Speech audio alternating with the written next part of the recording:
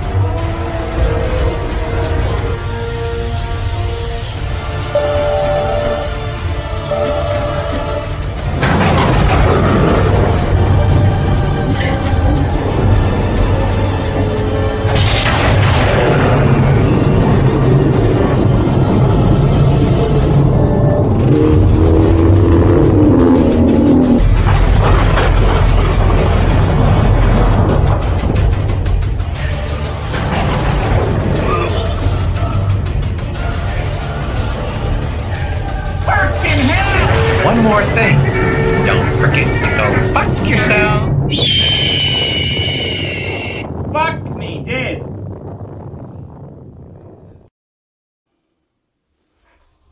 And here we go. Here we go. I didn't expect too many people tonight. This is a last minute thing, and I have not much prepared, but I felt like talking to myself. Hang on one second.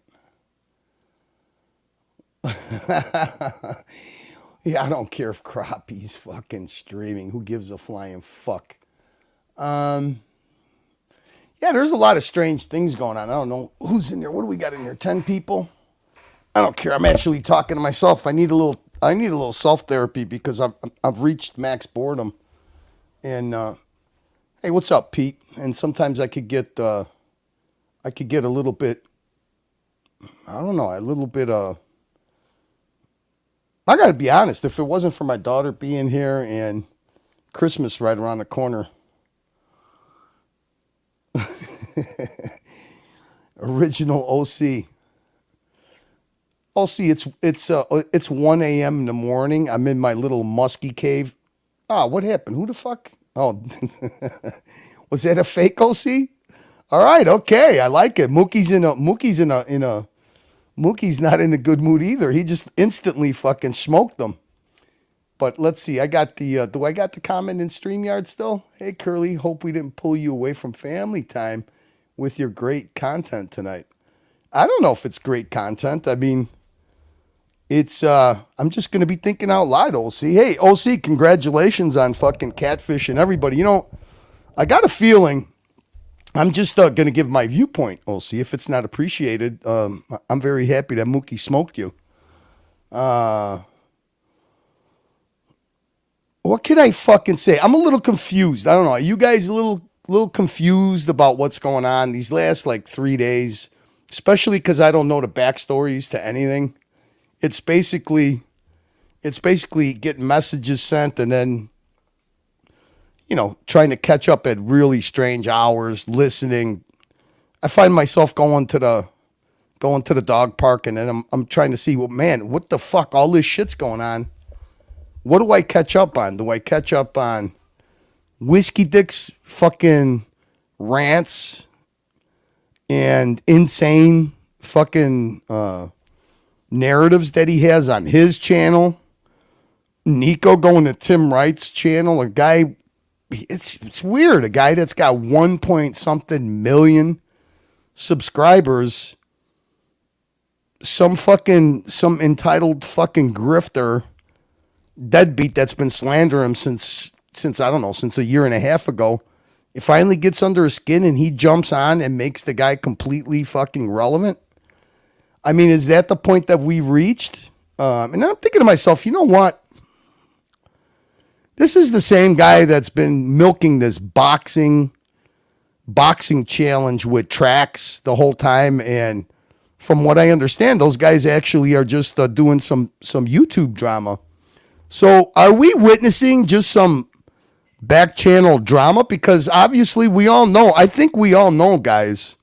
I think we all know that when the watch market is down, there's not a lot of excitement around watches. I mean, we had one of our own punters, an Archieverse punter. I'm going to call him an Archieverse punter. Marcelo just got the Grail watch of a lifetime that nobody, absolutely nobody on YouTube has. I mean, I guess, I don't know. I didn't see it. Somebody told somebody in the comments when I had brought it up on Archie's channel, they said, no.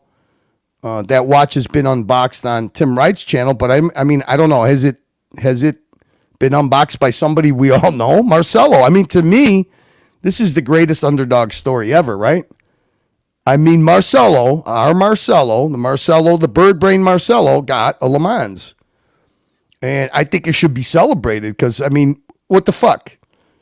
You want a Brad Pitt type guy to get it? But look at how fast that already wore off. I mean, poor Marcelo is going to be making videos from now until Kingdom Come about that watch, but it's already wore off.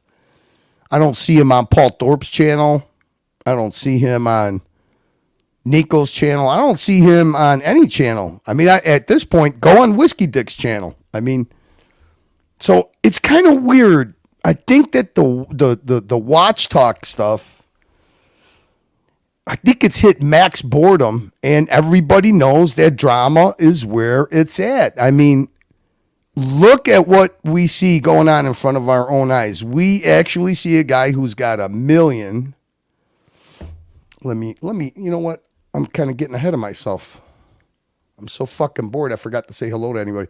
Jax, give me a few minutes, then I'll start dropping the link. So we got Mookie's in the house. What's up, Mookie? We got my moral compass, McLovin. Jax wants the link right off the bat. Give me a little bit of time to roll, Jax. We got Pete N. Says tear it up, Curly. No, I'm not in the mood to tear it up, man. I'm in a holiday kind of mood. I'm just confused, man. I'm very confused. I don't know what the fuck is going on. I can't. Not that I want to try and figure out what people are doing, but I think the simple answer is a one-word answer, and it's called drama. Hang on one second. Okay. So we got Ghetto Matt. Good day, Curly. Good day, Ghetto Matt. We got Original OC. Kind of giving me I don't know, what would you call this? Hey, Curly. Hey, Curly. I wish I had Mookie's voice converter. Hope we didn't pull you away from family. It's 1 a.m. in the morning, my man. 1 a.m. in the morning. I'm a night owl. I live my life from dusk till dawn. But thank you for the concern. Billy Jeans, love it. I was rewatching the AC3 show from yeah, that was Whiskey Dick Barossa, so much drama. Happy end of Hanukkah, boys. Is it the end of Hanukkah? Is it the last candle? Happy Hanukkah to everybody. And looking forward to a Merry Christmas. Thank you, Billy Jeans. Who else do we got in here? AMGs, we got 32 people. Hey, already crested the peak of Crappie's fucking audience. So, hey, that makes me feel good. I was literally coming on here to talk to myself. I'm very confused. Hopefully I could think out loud and alleviate my confusion because it's kind of Kind of strange things are happening. AMG reporting for duty. Well, thank you, AMG. There's no duty, man. Hey, AMG, at ease, kick back, have yourself an MRE, and let's start a campfire and talk a little bit. That's what we're doing here. We got Al 29. Curly, I'm going to sleep. Oh, fuck. Well, good night, Al 29. Let the grumpiness flow naturally like a new fallen rain on the lotus of life. That's a great sentiment, Al 29. What a fucking way to go to bed. Let's read that again. Al 29. Curly, I'm going to sleep. Good night, Al 29. Let the grumpiness flow naturally like the new fallen rain on the lotus flower of life. That's pretty cool, man. Pretty cool. Hey, we got Sirocco Jr. NATO. Christ's sake. Christ's snake is annoying. I don't know what that means. We got Duco. Do you sleep? I do. I had 2 nice long naps today, Duco. No problem.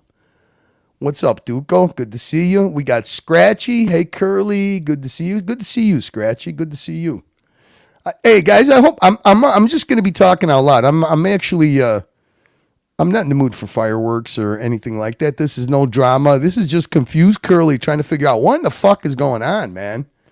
We got Ivar. Ivar, who did you piss off today? Did you piss off the man child today? He's like, fuck you, Ivar. Fuck you. Was that you? Was that you, Ivar? Did you piss off the man child? My brother, Mr. GMT. I have arrived, boys. The sexy man has arrived. Well, good for you. And we got Marty. Marty, haven't seen you in a bit. Hope you're doing well, buddy. I know it's summertime in Australia. I hope you're enjoying it. I'm very, very envious. So, yeah, Ivar, I saw that. So, yeah, Marty, it's good to see you. I haven't seen you in a bit. I've been paying attention to the chat, man. That's my New Year's resolution. If I have a place to stream from, I might have to go back to my Shadowlands channel. It seems like I might have to retreat to the Shadowlands channel.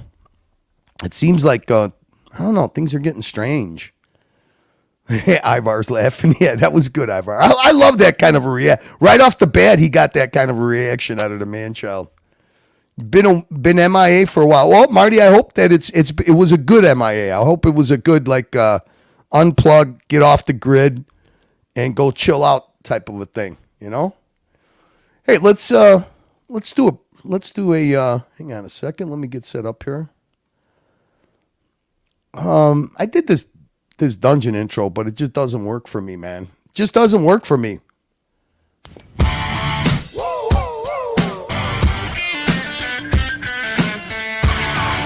Oink oink, Higgy's been making the rounds.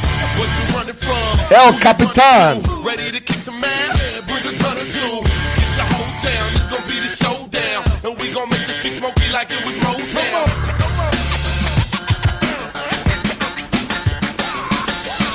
I got the temptation, feeling the sensation. We got them on the run and I ain't even got my gun. Don't take the dirt cause I'm prepared to get the job done. Even if the mob come running up in Mach 1. I don't want no beef with you, cause I'm a peaceful dude. Don't make me rearrange your face like a Rubik's Cube. Don't make me run up in your face like I was paid to do. Blunder! Safe for you.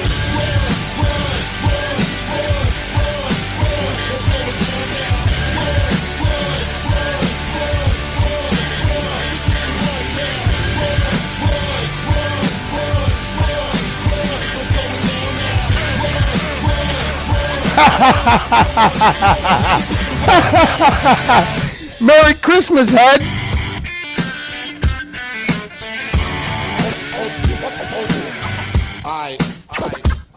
On your mark, set, ready, go.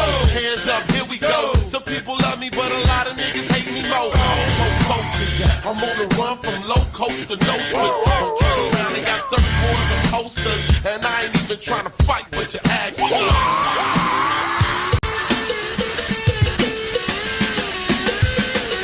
Nowadays, I don't know who to trust. If you a betting man, a good guy, usually us. I mean me, I ain't trying to be mean, G.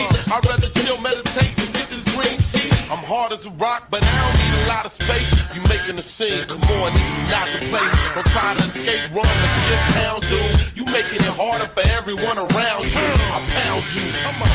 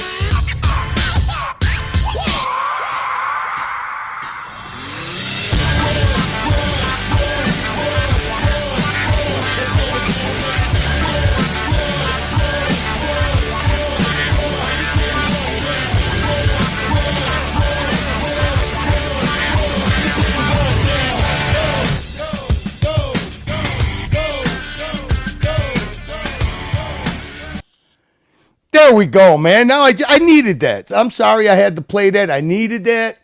Sometimes I play that song when I wake up and I don't feel like working out, and I just play that song and it gets my fucking blood pumping. What's up, Magpie? Good to see you, Magpie. First day of my holidays. I'm at 0700. Wait, congratulations. Enjoy your holiday, my man. Enjoy your holiday. Friends and family and good cheer is what it's all about. So, let's see. Like I said, guys, I am very confused. In the last 2 days, I've seen something. Well, let's say the last 3 days. I've seen some very people that are supposedly smart, supposedly, YouTube savvy. I've seen them get catfished onto the Grifters channel. And I mean, this is, I guess they put aside all the slander, all the smacking, all the accusations, all the shit. And after time and time again that they say, you know what, I'm just going to ignore it. Fuck they're nobody. They're a blip on the radar. They're this, they're that. There they are. That's where they end up, and they do the town hall olive branch type deal. Same people that were slandered, same people that were smeared. They end up going on there. Well, I mean, I'll give Nico at least credit. He didn't appear on the panel with the fucking drunk whiskey dick, the doxer himself, the main doxer, the guy who was proven to be a misogynist, an anti-Semite. At least, you know what, McLovin? Look at what McLovin says. McLovin says, Curly, it's all fake. McLovin, I don't agree with that. I don't agree with it that it's faked, and I don't even think that I don't even think it's coordinated. What I do think, and I don't think it's contrived, what I do think is it has become a form of live clickbait. I do believe that, guys. I believe that all of these guys, I mean, Tim Wright was absolutely face planting if he's going to do Watch Talk, okay? And I think that Tim actually does want to be known as a serious watch person. And we all know that ain't going to happen. Even with surrounding himself with halfway decent people like Brian and Buckley and even Diego. I don't have a problem with any of those guys. Even the head. I don't have a problem with the head. You know what? I'll take my hat off to the head.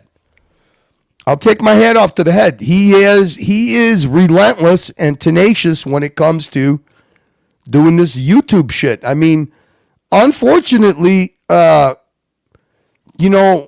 Archieverse, we used to be pretty decent at putting on drama.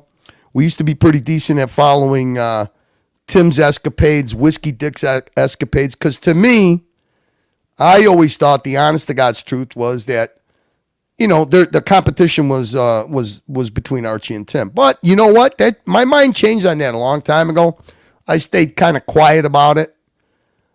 Even with Tanzil's fucking help, and he did help a lot. And anybody that tries to diminish that is a fucking fool.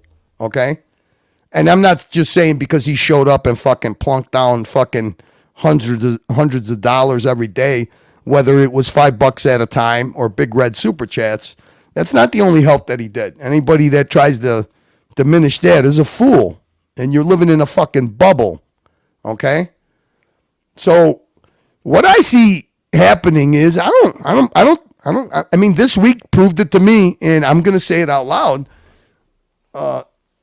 Tim Wright, as far as the Archieverse goes, he doesn't have any competition. He's it. He has turned himself into the town square, where even people like Nico Leonard, and I'm sure Roman's probably going to be next. I know that somebody told me that Roman was in the chat. I highly doubt it because none of Tim's people are going to verify that. They love using fake accounts. They've done it many times. But you know what? It wasn't a fucking fake Paul Thorpe that went on his channel. That wasn't a Nico. And I'll take my hat off to the people. I'll take my hat off to them. You know what? It takes work. And they catfished both of those fucking fish in there, and they got some big fish. And you know what? You got to admit, when people outwork you and people out marketing genius and circular drama, you know, when they have their shit together and they work harder at it, you got to give them their dues. They did a good job, because now, I mean, and I'll give you a little example of it. Billy Jeans, the head, is the cleanup man. He runs the interface on the Reddit and smear campaigns. Yeah, hey, look, listen. Billy Jeans, Loose Tooth, McLovin, Magpie, whoever, you know, everybody that's in here. When you're in a dirty political campaign, you have to admire the other team when they're relentless and when they don't stop. It's just that simple. I mean, you know what? You could take the circular drama, and as long as you don't go too below the belt and then enter people's personal areas, you know, I mean, it's no different than a political campaign. And you know what? Hats off to those guys. Right now, I think they've won. I'm not going to say they're winning. I think they've won. Unfortunately, when you have a candidate and that candidate doesn't cooperate with the handful of people that he's got trying to, you know, counter the drama. And I don't give a fuck what anybody says. I'm going to play you a delusional. I respect the guy because he comes on and he tries to help, but I'm going to play a little clip of what a delusional person thinks, that Archie's going to go back to being the Archie of the videos, the Archie of the Pontiff, the Archie of this and the Archie of that, okay? These guys don't ever take into account that the change, you know, the field always changes. The political campaign has to always be flexible and adapt to the times that they're rolling in. And nobody's adapting to shit. Everybody's trying to stand on an old legacy and an old way of thinking. This is my opinion. Look, this is my opinion. I can only give my opinion. If you're going to live in the past, and if you're going to stand on an old legacy, then you're going to be the same guy that was, you know, prouding that was fucking sitting there talking about how the wagon and the horse was never going to be replaced. Sorry, that's the way I see it. So today, yesterday, and the day before yesterday, kind of proves my point. When these guys are having slow times and they want drama and they want to pump up their views, and you know what? Somebody gave me a good analysis of this, and I looked at it, and he was 100% right. He said, Curly, go look at the last couple of Paul Thorpe live streams, and he could barely muster up 250 viewers. I said, really? Wow. And Nico would reach 1,000, but he would drop off to 400 or 500 really fast. Everybody that has a presence on YouTube, everybody says YouTube is really slow right now. Okay, now you got two guys that are basically running the same kind of platform, you know, centered around watches, but a little bit of drama doesn't hurt. But unfortunately, it seems like the drama has overtaken the watch talk, because there's not a lot of excitement around a down market, you know, around the holidays. So once Paul Thorpe had a live stream, and he said he was going to address the haters final once and for all. I didn't even watch it. I didn't have time to watch it. But he said it himself on Archie's show. He got like 1,100 viewers. So I think that what you're seeing that these guys are realizing drama pays, and they don't see any kind of drama on Archie's platform anymore. And I mean, I'll prove it to you. So they go to Tim's platform. And you know what? Who better to have drama with than a drunk whiskey dick, an absolutely entitled and incoherent fucking Tim Wright, a marketing genius like the Forehead. And then they'll just work that drama. They work their audience for super chats or whatever. I mean, you can't lie about it. I mean, Tim did pretty damn good today on Playboard. He did pretty good with Nico compared to what he was doing with Watch Talk last week. So I'm expecting the next guy that's going to make an appearance on the Tim Wright Town Square Drama Central is going to be Roman. And hats off to those guys. You know what? If you could create drama and you could create buzz and money, super chats over drama, well, they're the better team. It's just that simple, guys. What does Billie Jean have to say here? 100% OC is good at what he does. Archie explained it well today. See what happens when you go on winter break, Curly. We are losing the battle to the grifters. Archie needs to read chats like you said. Hey, look, you know what's kind of funny, Billy? Doesn't it, the pattern is kind of funny. Doesn't it seem like every time that Bear is not around, that very confusing things start happening? Not only on the Timmy side. That we already know that when Bear goes, they know Archie's at his weakest, so they pump up the drama. They don't do drama when Bear's around. But the problem that we got now is, I'll tell you one guy that was really good at keeping his ear to the ground and keeping up with the drama was Tanzio. You could say whatever you want about him. If he wanted his bum fights, I'm going to say what I said before he left. And I believe in pay to play. So if he's going to abuse people for pay to play, he gets to do it. It's just that simple. But he also, behind the scenes, had a good ear to the ground of the drama that was going on. So you lose him. I definitely don't have time. I mean, even with the assistance of technology, even with crowdsourcing from a handful of people that love fucking around with the drama and give a flying fuck about Watch Talk that help out, send time stamps, are watching the Whiskey Dick, shit, and are, give you a heads up on what all the channels are doing. The only time I never get an email saying, "Oh my God, you gotta check out this timestamp. This is what so and so said about you." The two people I never get exciting emails about telling me to check it out is Docs and Crappie. Crappie is my human Lunesta. So right now, if I wasn't in the mood to stream a little bit, I would be probably watching Crappie and just waiting to fall asleep. But lately, it's been tough to do because Jax has energized that channel. So it's hard to fall asleep to Crappie when Jax is on there. He kind of like brings equilibrium to there. But what are you going to do?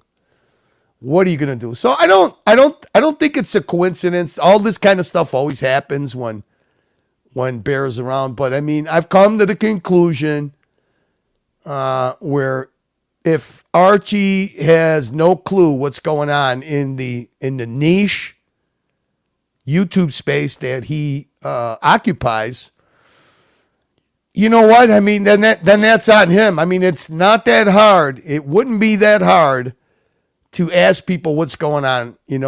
Maybe that would alleviate somebody like Paul Thorpe going on and getting fucking railed again. But you know what? The way I'm looking at it now, I've changed my attitude a little bit. I think that maybe it's a good thing. You know what? Why not? Who gives a fuck? Who gives a fuck? Accept O'Sheen for what he is. Paul, have him on your channel. Nico, Roman. You guys do a big fucking panel, a big fucking hug, and just fucking go ahead and ride the drama for what it's good for and see how that works out. So peace and love, right? Peace and love in the Archieverse. Kind of strange. I mean, hey, look, when you got the guy who had the channel that everybody used to come on to solve their problems, to air out their drama, when you got that guy in fucking La La Land, this is what happens. So you know what? Hats off to OC. Hats off to Timmy. You guys have done drama very, very well. And you know what? You got to give them credit when they're due credit. That's all there is to it. I never thought that this was some kind of fucking war or anything like that. It's just a battle of attrition. It's a dirty campaign. And as long as you keep it above board, you don't go personal, you don't go after people's families or after people's, what they do in their personal lives as far as earning a living or putting food on the table. It could be fun. The punters enjoy it. But you know what? Archie steered away from it a long time ago. And you know what? I'll take him for his word. He said, if I can make half the amount of money, but have half the amount of stress, I'll be happy. Well, I hope that his New Year's resolution comes true and he's happy, because like I said, I got to think that these guys are all figuring out, even Nico with his 1.5 million sub channel. I think that he's figuring it out, because the daily channel that he does, his day in the life, and him trying to start a car channel, that's all signs that things aren't all that great, And I think if you want to do drama, there's value in drama. And you got to go to where the guys do drama best. Well, then that might explain why they end up going over by Timmy, even though they've been slandered and shit on. And I call that catfished. Hey, those guys are better fishermen than we are. AOC, I've sent 2 holiday super chats for you. The least you could do is at least send one small super chat with some holiday sentiment. It's not a requirement. Not a requirement. What does he have to say? I haven't really been, I've been trying to help out on the main show, but hey, you can't help a helpless person sometimes. I had nothing to do with it. Tim's show. Tim knows the audience, what the audience wants. Yeah, okay. Was that not you in the? Was that not you in Reddit? I mean, that was a good narrative. Hey, look, that's a good narrative. You got those guys. Their assholes must pucker when they see their names mentioned, and they're thinking that they're going to be the new TPG. Who's the new TPG? Who do we want it to be? Is it going to be the Paul Thorpe? Is it going to be chunky fucking Nico? Who's the new TPG going to be? Who are we going to feed to the piranhas? Is it going to be Roman the Sheriff? It was Tim for a little bit. Man, those guys were starting to concentrate on Tim. But hey, look, that's the great thing about being the head of the dirty trickster in a political dirty campaign. You give it up to the head. Got to give him credit.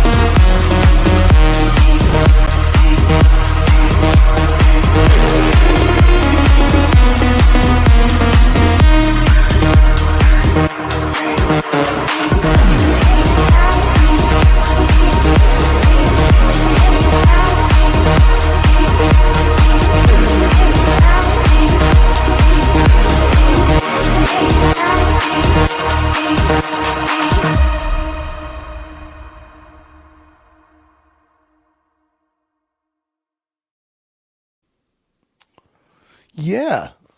So Magpie. Let's see. Magpie. What are you saying here? Hold on a second. I saw something interesting that you said here. What the fuck? Who's this guy? Strung out outdoors. I get whiskey dicked. That's a good comment. Well, welcome to the dungeon, Strung Out Outdoors. That's a pretty funny fucking name. We're hunting. Are we hunting? What are we hunting with? Mookie, I feel like we're hunting with a fucking Nerf gun, baby. I mean, usually when I go hunting, I load up with some heavy artillery, but I feel like, Mookie, we've been handed fucking Nerf guns, and we got a giant fucking drama gorilla that we're supposed to hunt, and we're just pecking them with these little Nerf shots. It fucking sucks. Let me see here. Magpie, where did you go? All right, Magpie. All right, I know the sentiment, Magpie. Like you had nothing to do with watch Nicholas strike, OC. Look at, we don't need, OC doesn't have to admit nothing. We already know that, okay? But it doesn't matter because the guy he struck forgave him for it. So who gives a flying fuck anymore? If the guy who got struck doesn't give a fuck, why should we? I mean, you gotta, that's the thing about these, hey, hang on a second, guys. I gotta send a little, well, you know what? I could do it out loud. Everybody know. Hey, Mookie, can you check and see because I don't know why I got this Palway. Rest in peace. Palway should be unbanned. He's unbanned on the main channel, so he should be unbanned on the dungeon too. Let me check and see if... Palway, that's not a subliminal message that I want you to jump on the panel and help me because I don't need any help. But I did make a... hang on, let me see... Oh, wait a minute. Why is TW banned in here? We'll get rid of that one. Yeah, okay. I did say you're unbanned, so you're unbanned. Nobody would pay. Hey, Palway, you were $322. Officially, you were $322 away from being unbanned, but nobody else was pitching in. The only person that pitched in was Ron the Shrink with, I believe, $40. And then the $50 super chat that I made to donate money to the Darwin trip for TW, I had to transfer it over to the unbanned Palway fund. So, here we go. Original OC. Happy Hanukkah to all. Yes, sir. Happy Hanukkah to all. Token of good faith and cheers. There you go, OC. You know what? Right back at you, your family. I hope you enjoyed your vacation. And, hey, look. Good job on riding the fucking drama. Fuck that. Watch Talk is going to have to be on the perimeter and Drama's right in the middle. And I think the numbers on your fucking playboard show it. So, congrats. I would jump on and join you for analysis, but it's like, yeah, I don't know if I'm in the mood for that. I mean, I'm confused. Original OC, until I clear up a little bit of my confusion, I don't know if I'd be good to have you on the panel and try to go over the analysis. What's there to analyze? I mean, good job. I mean, I'm gonna give a little bit of color commentary. I got a clip here, and it has nothing to do with you, Whiskey Dick, or anybody else. It's gonna be the man-child and how clueless he is. Fair and balanced, or else I'd be a hypocrite, right, Head? Hey, Paisan, what's going on? Between the eyeballs, I hope, Mookie. Madman, what's up, Madman? What's Mad Pipe got to say? I don't care either. Yeah, what's there to care about? I mean, hey, look, the past is the past. I mean, does it make it any better if OC says, yes, I was the one who filled out the copyright form and information on YouTube? I mean, what difference does it make? The guy who got copyright strike is forgiving him? So, come on, OC. OC, you're cheapening my moment here. If someone super chats $100, I'll jump on. I give a fuck if I get super chats tonight. I'm just here thinking out loud. I'm bored. You could jump on for fucking free. I don't do this. We don't do send money now. We don't do send money now. I don't fucking care if Archie gets $2 today. I mean, it would be nice to help out Lux, but no. We don't do that, Original OC. We don't ask for money for people to jump on. I don't even think that I would accept money to boot somebody or mute somebody. I don't think that's, I don't know. Maybe I would. Who knows? But I'm not in the mood for that right now. I'm in Christmas mode, OC. I'm in Christmas mode. I actually, OC, I got to self-admit, I am completely behind the 8 ball on drama. If it wasn't for people that, had the Horology Dungeon email and are crowdsourcing the drama because sometimes you got to do that. You know, because be honest with you, everybody got so bored with the Timmy drama that I really didn't have any panelists that were interested in Timmy drama anymore. But that's not why I wasn't covering it. I mean, there was plenty of whiskey dick drama. I heard that he doxed another woman. Now, I'm not going to say doxed by name, but by face. He even admitted that the woman never wanted to be seen on his show. And then he showed pictures of her in a bikini because he was having one of those whiskey dick type of moments. You know what I mean? Same thing like the tough guys that have to try to give you a keyboard challenge about beating you up or sending people to your home. You know, that's always fucking fun. Yes, Palway is unbanned. Good. I just want to be a man of my word. That's all. Jesus Christ. You got, I think, 51 people are as bored as I am. Half of you guys got to be Aussies. But I figured it's Saturday. I can wake up nice and late tomorrow. So it doesn't bother me a bit. Today, today I had a hard time on the main show today. I don't know how Bear does it. I don't know how Lux does it. I'll give you guys an example of fucking what a clueless person fucking looks like. Billy Jeans, I loved it when 4P confronted Tim about Barossa tie and privacy policy, since that was a contentious of what the fuck is this word? Since that was contentious of Timok for like a week reading the. Well, I mean, the funny thing is, okay, the digital watch wall policy, the funny thing, Tim had no response. Well, why should he? I mean, you know what? Tim's catfishing. Tim's not swimming in the water trying to be catfish. Tim's the one who's catfishing, so why should he? It's not that I'm defending him. Yeah, go ahead. Fucking, okay, I'll find it. So, you know, the funny thing was, you could say, Billy Jeans, you could say what you want, but the funny thing was they brought up to him that in that policy, in the small writing, it did say that they had the right to sell people's information. And then all of a sudden they said it was a clerical error and they were going to clear it up. So, I mean, you talk about, see, this is what happens when you hire the wrong man to be your fucking marketing promotional person, and he's fucking pretty much clueless about the whole, the details, you know, the small writing, the small print shit, which, you know, Thorpe is. I mean, it's been one, look at, it's no different than when you play clips and we would do Timmy and Whiskey Dick fucking Whiskey Dick content. When you do it day after day after day and you're in that dirty political campaign, it pays off because you could tell when you rattle their cages. And these guys, the cartel, whatever the fuck you want to call them, they're getting their cages rattled because they're making one dumb mistake after another. And I guess these guys, these little media gurus, YouTube media gurus that they hire, they don't know how to run dirty political campaigns.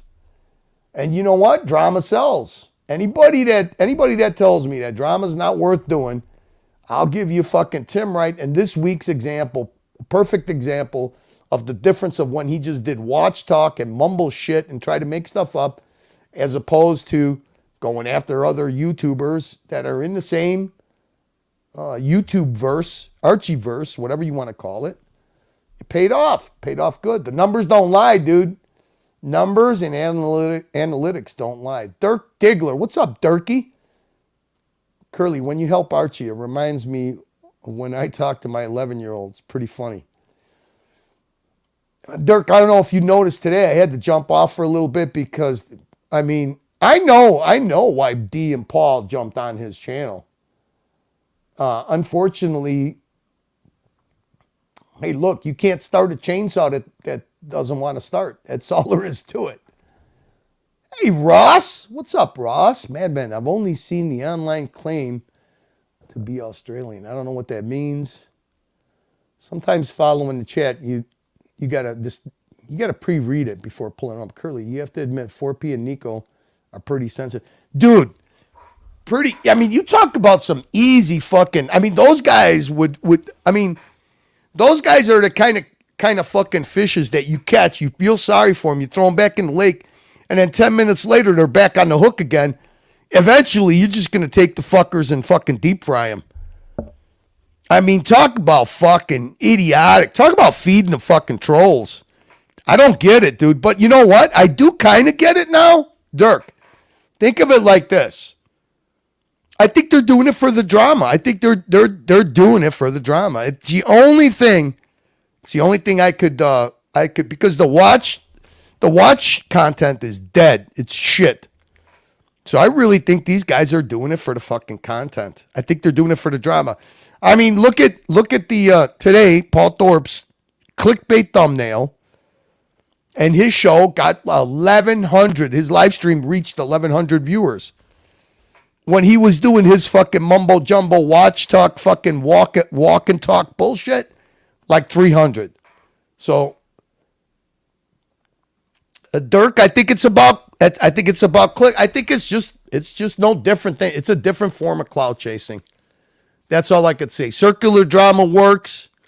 That's why OC works hard on it. I mean, although on the panels he says we're just gonna do watch talk, but then behind the scenes it's drama. They drum up drama, and you know what?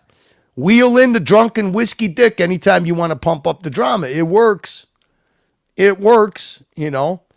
Unfortunately, the guy at the helm of the SS Titanic doesn't have drama in him anymore, I guess. I don't know. He wants to talk about fucking Ferraris with Paul Thorpe instead of what the fuck, the shit show that's going on all around him. Oh, this is good. Ivar been Ross Rachel Beatty. Ivar, we are good. I got her sunglasses for Christmas. She has not opened them yet. Well, that's cool. We got cousin Angelic is in the house. What's up, cousin Angelic? Man, cousin Angelic, I mean, the narc he's going on every platform telling everybody hey, Angelic made $453 in super chats. Oh, Angelic. Hey, Angelic, I will volunteer to be your barrister at the next kangaroo court if it ever happens. The outcome will be a little different, believe me. Dirk, I'm telling you, you know what? That's why I'm confused. What else could it be, Dirk? These guys can't be that thin-skinned. They do have thin skin. I mean, Paul Thorpe, out of all the people, he concentrated on Alejandro, and Alejandro giving him a hard time. So I guess they're easily catfished. But I mean, dude, there's a big difference when you're getting your business, reputation, and shit smeared. You can't tell me that anybody that's in the watch business, these trusted so-called watch dealers, you can't tell me that they look at Paul and say, you know what? You're doing a great marketing job. You're the guy I want to keep as my fucking representative. It just ain't going to happen. It's not a good look. So I think, you know what? Watch market is shit. Watch content has fucking become a little bit boring and irrelevant. You know, it's put it this way. It can't be your main staple, sustainable main staple. It just isn't. You know, the hype is gone. So if you look at any live streams now, go on, you go, I sometimes I go, you know, we go talent fishing. So you know, about like midnight my time, you click on that live button. That's how we found Jimmy C, Danger Ranger. It's all drama. The guys that get the views is all drama. People love drama. Hey, look, soap operas, Jerry Springer. People love drama. And these YouTubes is no fucking different. You could do outstanding watch talk when there's hype around the watch market. When the fucking hype around the watch market starts going downhill, I mean, it's even in the mainstream media that the luxury, not just watches, but the luxury market is dying a slow fucking death. I mean, it even reached like mainstream, huge YouTubers that do nothing but follow the trends in markets like Valuetainment. I played it on the morning show. I might play it now, but I don't think I'm that bored, and I don't think I need the filler. But, and I'm not this show's not going to be some long fucking show. I just felt like fucking getting a little shit off my mind because that's the way I feel. Madman, spot on as usual, Curly. I don't know if I am or not. I just feel like fucking. I don't feel like I'm talking to myself when I'm with you guys, but I kind of feel like I'm talking to myself. So these are the things I was thinking about a little bit. Haha, Curly. Hope you're doing well, Jelly. Hope man, that lamb sounded good. Lamb with mint sauce. Oh, you talk about some traditional roasted lamb with mint sauce. I love that. What does Billie Jean says? Hey, I'm gonna have a little sip of my Mountain Dew. No. You could tell I'm not gonna do a long stream because I don't even have a Monster. I got the Mountain Dew. Diet Mountain Dew. Tim did have a hood point. Nico makes fun of Hublot and all the celebrities, but then Tim calls Nico out, and Nico is calling him a bully. You know what? Kind of BS on Nico's and dude, Billie Jean's. And I saw Paul Thorpe uses the same thing. You know how much of a limp dick you look like when you fucking tout yourself as a victim of cyberbullying? You're on fucking YouTube with what is half the chat? I expect half the chat to troll at all times. So to come out and call people a fucking cyber bully is fucking weak and pathetic. And if you're gonna fucking jump up on a virtue signaling fucking high horse, call yourself a victim of cyberbullying like you're a fucking teenage girl going through a hard time with her friends, you've lost the plot. You just fed the trolls. I mean, I don't think these guys need like a drama consultant, a dirty campaign drama consultant. I mean, talk about fucking, I just can't stand all the bullying. No, it's not bullying. I mean, use the proper words. You guys are slandering my reputation. You're affecting my ability to make a living. You're affecting my business. You've reached into your allegations has reached into the way I put food on the table. Okay? You're slandering my business. You're smearing my business. And you can be accountable for that. I told this jerk off, if he feels like, I'm not going to say cyberbullying, but if you feel that, one clickbait thumbnail after another of basically fucking calling you corrupt, okay? These guys have avenues that you could take. You got big channels, you got YouTube reps, and obviously you don't have to hire a lawyer. You just ask for advice. But if they don't do it, all it tells me is that these guys want the drama. They want the drama. And you know what? The guy that used to be the platform to go to get drama is no longer viable. It's just the fucking truth. Angelic Slayer. I didn't tell Narc not to gild the lily curl. 490 is a good number. That'll do. Haha. I don't even know what you're saying here. Gild the lily. I didn't tell Narc not to gild the lily, Curly. I don't know what that means. But hey, look, if you want your lily gilded, that's the guy to do it. I mean, he looks like he's been gilded a long time ago, obviously. Dirk Diggler says, yeah, but for the longest time, people had their blinders on with these guys. I know. Hey, Dirk, I know. Believe me, I know. Had their blinders on with these guys and their egos get to them because people now are turning on these guys. I would love to play Char, 4P, TPG, and Nico in poker. Well, look, Dirk, you got to be a little open-minded, okay?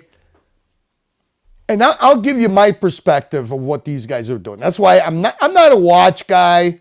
And I know when the watch scene blew up on YouTube, Madman, $10. Drama pays. Well, hey, Madman, thank you very much. I appreciate that, Madman.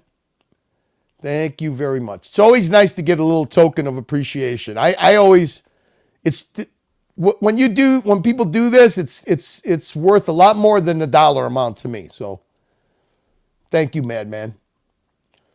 So where were we? I was with Dirk.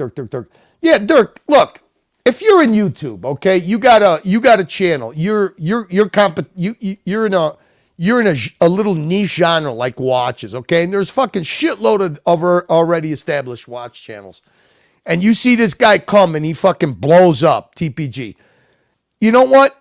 Anybody, even when TPG was at his height, or even when TPG got fucking busted, anybody and everybody with a YouTube channel would want this guy on his fucking on their channel. Whether it was after he ripped off people, when he was blowing up. That's just the way it goes. Cloud chasing is just it's cloud chasing. I mean, I'm not going to say dirty. It's a sewer of a fucking business. I mean, if you want clickbait, if you want to stay relevant. I mean, Dirk, look at how in this day and age with people's attention spans, do you know how hard it's got to be to stay relevant? Especially if you're doing fucking watch content. Come on, dude. So this guilt by association is bullshit. If anybody's got a clip of any of these guys saying, hey, you know what? Best fucking price you could get. The guy I recommend doing business with, TPG. Show me the fucking clip. This guilt by association shit, I mean, I can't be that much of a hypocrite. I mean, Timmy was fucking following TPG around and promoting TPG just like everybody else because they wanted the clicks, they wanted the subs, they wanted the views. The only thing is that Roman and Watch Eric, all these watch guys, they're using it as a tool for marketing their business and making money on it. What am I going to do? Am I going to be a Marxist and fucking find something wrong with that? It is what it is, man. I will guarantee you that if TPG, at the height of his popularity, would have stiffed one of these watch dealers, okay? Stiffed them, you would have heard about it instantly because that's what they do. They rat each other out big time publicly. Okay, look at what Nico, look at you know the real story. Hang on a second. Dirk Diggler says, Curly, you have to admit 4P and Nico are pretty sensitive. Yeah, they are. That's why they got catfished. Fuck them. Hey, fuck them. Fuck them. If they get catfished, that's on them. You know what? They got to suffer the embarrassment or they're trying to bump up the drama factor on their own channels. I mean, just because you got 1.5 million subs, that doesn't mean that you're not looking for fucking that you're not looking for drama when you do your live streams. I mean, it's just that simple. I mean, you know, Nico's starting all this other kind of channels and doing promos and all that stuff. That's all stuff to keep relevant. That's the thing. That's got to be a lot of pressure, man, to keep yourself relevant. Especially, man, can you imagine when you hit 1 million subs and you got to fucking keep yourself relevant? Look at the crazy shit like the Nelk Boys and all these YouTuber guys. That's why I could never want to fucking do YouTube for a fucking living. Let's see. What else do we got? I'd rather go under the bus for 490 than 190. Sounds better. You ain't going under no bus. Angelic. Hey, Angelic. That was a one and done. You got that, Angelic? That was a one and done. That was a one and done that obviously Archie took it too far because of what? Because of the GIMP. Because he was following the GIMP's lead. So you don't ever have to worry about that happening again, my friend. Never again. What the fuck what do you want? What the fuck are you hiding your fucking identity for? I mean, you're not banned, you fucking mongoloid. Curly, I want us to put the differences behind us. Mend bridges, give peace a chance. Fuck you. Suck my dick. Go drink a bottle of fucking Drano and do everybody a favor. I don't do peace with fucking malicious people. I don't have a grudge. I just know you're a cunt. So fuck off. Or you could stay and let me abuse you some. Madman. Laughing my ass off. Bob, NYC Bob. What's NYC Bob got to say? Curly, do you agree that Oshin has been talking about the same old drama for a year now. Yeah, but you know what? He changes it up enough, and he's got enough people. I mean, he's gone after everybody, and it doesn't matter, women, men. Look, when he goes on his drunk rants, it's funny. I mean, it is funny. I can't help it. That's the kind of sense of humor I got. Maybe I'm a twisted fuck, but I know that he fakes the numbers on his live stream, but wherever he goes and wherever you could see when Paul does watch fucking content, live streams, he doesn't raise the amount of interest that he does when he does drama. I mean, it's just a proven fact. I guess the key to it is maybe finding the perfect balance. I don't know. That's maybe the hard part. I mean, I think the perfect formula, I think Archie had it for a long time. Good panelist, bit of drama, mix in watch talk, make it fun. I think what we need to do is we need to get Archie drinking again. I mean, I hate to say it. Billy Jeans, Adrian from Bark and Jacks, Christian from Theo and Harris, they found the elixir to succeed on YouTube. Yeah, I mean, yeah, but they're interesting people and they put a lot of work into their channel. See, they do videos, they do content, and they do a little bit of live streams. I mean, you got to understand, these guys are doing the fucking lazy man's way. I mean, Arch, Tim Wright. I mean, is it work flying around on other people's dime and fucking going to watch events? I don't know. I don't consider that work, holding up a fucking gimbal. But who the fuck am I? And stay relevant in the watch industry while working with big companies and shooting. Yeah, but see, you can't, Billy Jeans, I mean, you got a great point, but the problem is, hey, you guys got to tell me too, I forgot to check my sound settings. Am I too loud? Am I crackling? Fuck, I forgot to check my sound shit. Does it sound good? Billy Jeans, but these guys have a good reputation. They're you're never gonna see one of them go on an anti-Semitic, rant. You're not gonna see them fucking touch the Palestine-Israel conflicts. You're not gonna see them be total misogynist. You're not gonna see that from these guys. In other words, they're professionals. You know what I mean? And when they do live streams, around the topic, which is watches and the watch business. I mean, if anybody does due diligence, let me ask you something, Billy Jean. If I got an up-and-coming, a fledgling, any kind of company that has to do with watches, whether it's boxes or straps or whatever the fuck, and I want to pick an influencer, and I don't have a huge budget to go to the big guys, and I do my due diligence, and I see, let's say I pick a dozen Tim Wright videos, a dozen Archie videos, and a dozen O'Sheen videos, live streams. Do you think I'm going to pick any one of those guys? Fuck no. So those guys are stuck in the drama washing machine and they got to make the best of it. Oh yeah, see, Dirk, that's what I find the funniest is the hypocrisy, the hypocrisy that's invisible, their own hypocrisy that's completely invisible to them. That's what I find fucking hilarious. I find that fucking hilarious, dude. I'm way behind on fucking, I'm way behind on these. Jesus fucking Christ. Curly, my comments weren't showing up on Pelway account, so I wanted to come and say hello to you on this one. Well, listen, I don't know what the fuck you're drinking, smoking, or whatever the fuck you're doing. You're unbanned, okay? So why don't you fucking fix your own shit? You're unbanned. If you don't know how to put your comments in, then that's your problem. You fucking mook. What do we got here? These guys are what Tim O.C. wishes he was. These guys are what Timok wishes he was. Hey, look, you know what? I think that the perfect example. Oh, here's this fucking troublemaker. Jesus Christ, Alejandro, man, are you hard to? Why the fuck, man? Hey, Alejandro, how long have you been a cat fisherman? Yeah, one guy that triggered the Thorpe. That was fucking hilarious. I was always wondering why TPG chose to make the video admitting to things All of these dealers in his ecosystem followed things closely and saw the Wizard get a bit of a pass.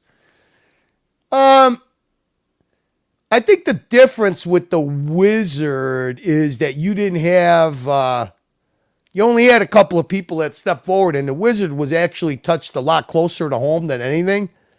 But yeah, it would have been nice. It would have been nice to see a lot of follow up on that. But how are you gonna get the guy tied down? The Wizard was never a viral person on YouTube, so the Wizard was addicted to going on other people's streams. But I think he did it because he always had a long con going. So the Wizard's the kind of guy who could probably pull the plug, especially when you owe people money and it doesn't bother him. I think that TPG. He was addicted to social media, I think that's the difference.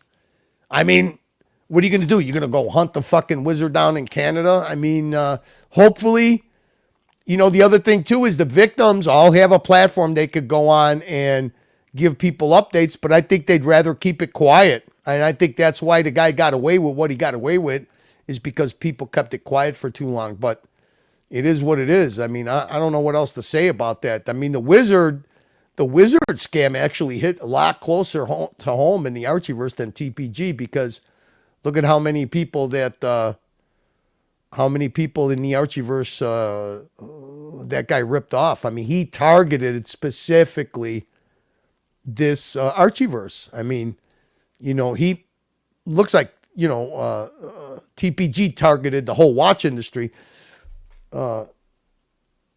Wizard wasn't smart enough to do that. Didn't have what it took to do that, but he did pull his confidence game on a small. I mean, what's the Archieverse? Maybe all together on all, like, let's say, what are the channels? I'll have to say, at that time it was Archie, Tim Wright, and JJ. So he targeted a very small group of people that have very high value tastes, Now everyone is panicking. People have started to pay attention, and when questions that may be difficult, they turn and attack others. I don't think did he attack you? I mean, I don't know, Alejandro. Hey, Alejandro, I actually would have loved if you would have jumped on, whether it's in private or not, and hear back. But at this point, with what this guy's doing, I'm thinking that he's actually embracing the drama, and I don't think he gives a flying fuck. It can't get any worse, because look, I mean, we all know what's happening is the only reason that these guys are addressing it now and they ignored it, when it was Tim by himself, they ignored it for so long, okay? Because I got to tell you, if I was in this business and I seen my fucking face every day behind crime scene tape and getting slandered and slurred, I don't give a fuck if he had 10,000 subs, or 1,000 subs. And I had previously made appearances on Archie and JJ's channel. And when this guy was part of Archie, this guy was around. So it's not like, and this guy has gone to these different, Tim Wright has gone to these different watch events. So it's not like they haven't had personal contact with this guy and personal experience. I mean, all these guys have appeared on Tim's channel and Archie's channel, Roman and Forpy and Nico, Unfortunately, because Tim has no life experience and he's an entitled fucking mama's boy, he chose to burn all these bridges over either jealousy or spite or a grudge. And that's how you end up. You end up being a fucking bit of an island, and you could say whatever you want. Now that you got other channels doing Forpy content, Roman content, and starting to do Nico content, and you got Reddit, these guys showing up in Reddit, it's the only reason they're trying. This is the fucking poorest form of damage control. And these guys are all doing it, so backwards that I really believe, I don't know as far as Roman goes, but I really believe that Paul and Nico are just embracing the drama, and that's it. The old saying, keep your friends closer and your enemies closer. Keep your enemies the closest. And that's what, I think that's what they're embracing, and that's what they're fucking doing. It's just plain and simple. Did he? He called me a stalker for asking follow-ups for something he promised me months ago. Yeah, but I mean, Andrew, you gotta, his show's got an email address. You gotta think, I mean, if the guy blows you off, you gotta get the message. I mean, it doesn't mean that you can't keep bringing it up to him. But if he doesn't want to address it, I mean, then just troll him. Fuck it. I mean, I didn't want to time you out, but I mean, look, what that guy is to you is different than when he is to Archie. So you kind of, I don't want to say you kind of got to respect a little bit of Archie's platform, but you're around. You've been around a long time. If the guy doesn't want to address the question, then just keep asking the question in a different manner, and only thing I could say is if he runs live streams but look, the good thing about it is obviously you got to him because he singled you out. So I found that kind of funny. Like I said, I'm not calling you a troll, but if he doesn't want to answer the question, then just say, I'm not going to answer the question, move on, and you could persist or whatever. But I mean, he's kind of feeding a troll, right, Alejandro? You know what I'm saying. What's he saying here? I see Paul's MO. Makes promises, hopes for the best. Look, dude, he's a fucking guy. Look, obviously, from what I am told, he doesn't need the money, okay? So you could see here's a guy his age. He's going and getting a haircut every week. He goes and gets Botox. He looks like he's physically fit. I don't know what the fuck he's smoking cigarettes for. But you could tell, hey, look, the guy wants to, this is his way of feeding his ego, stroking his ego, and he wants to stay relevant, and he's very, very easily catfished. But maybe we're not seeing what the true reason is. Maybe he's starting to embrace the drama, and maybe he'll drop this gentlemanly bullshit, right? I mean, I can't believe a guy that gets hand tattoos can keep being a virtue signaling fucking guy all the time and time again. I mean, get in there and mix it up a little bit, but I wasn't expecting. The thing that disappoints me the most about today was Archie's show and how Archie handled this. I mean, I know what Paul and Dee were coming there to do, and usually they don't come there to do drama, but I mean, they're not going to bring it on. You got to get it out of them. You kind of got to catfish them. I know Archie used to be one hell of a catfisherman. Alejandro, no, Curly, it was on the stream. I didn't care to talk to him because he makes all these proclamations. I was always nice. Hey, you know what? That's why I didn't time you out. What can you do? I mean, the guy's I don't know. I can't figure him out. I don't want to figure him out. I actually, be honest with you, Alejandro, I thought it was kind of funny. You obviously got under his skin. How could I not admire that, bro? How could I not? There's no way. I mean, believe it or not, I got a message to time you out. And I was like, I'm not timing him out. I think it's kind of fucking funny. Let Archie time him out. I'm not doing it. Fuck that. Man, I found out what diggling means. All right, what does diggling mean? Don't keep us in suspense, dude. What does it mean? All right. Let me share the stream here. So this is, I got to be honest, I was very, hang on one second, guys. Let me play a clip real quick. I got to let one of my dogs out. Hello, this is Archie Luxury. Archie Luxury on the Archie Luxury channel. Come to Thailand with us and find some of these pre-ops. This is the second interview. To push that shit. Joined with my beautiful host, Ryan. John Sarko Hornet. Ryan, baby. Hello, John. How are you? Find some of these pre-ops. Push it. Ryan, sunshine. Push it. Flip 'em over. Push that shit. Ryan, baby. Push it. I'm just feeling really depressed at the moment, John. Spot the Adam's apple. Don't have another drink. Push it. To push that shit. Push it. Ryan, sunshine. Push it. Slide it in there. Push Push it in the back door there, you know. Push it. Flip 'em over. Maybe I was wrong to be friends with this guy in the first place. Everything has a price in Thailand. Push it. Flip 'em over. Have a drink. Push it.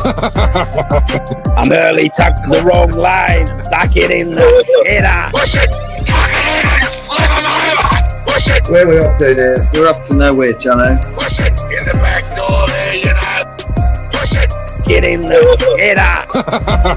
Slide it in there. Push it. Trying to buy your wife. If you're a Sheila, Push you it. got the rags on. Flip 'em over. Push it. Header. Header.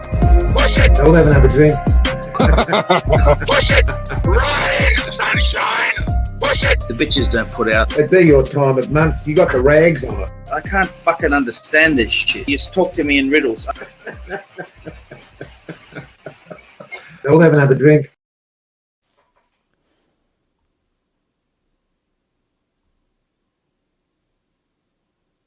Hey, Toyota Mo's in the house. Hey, baby. Hey, Toyota Mo, guess what I got? We're gonna analyze Archie's performance today. Would you like to join me? Hey, dude, McLovin, I don't have that in here for Toyota Mo Kart. I don't have that in here, but I do have something new, kind of new. I don't have the Toyota Mo thing in here. Let me look one more time, unless I'm fucking delusional tonight. OC riding the horse. No, it's not in here. Wait, let me look under something else. And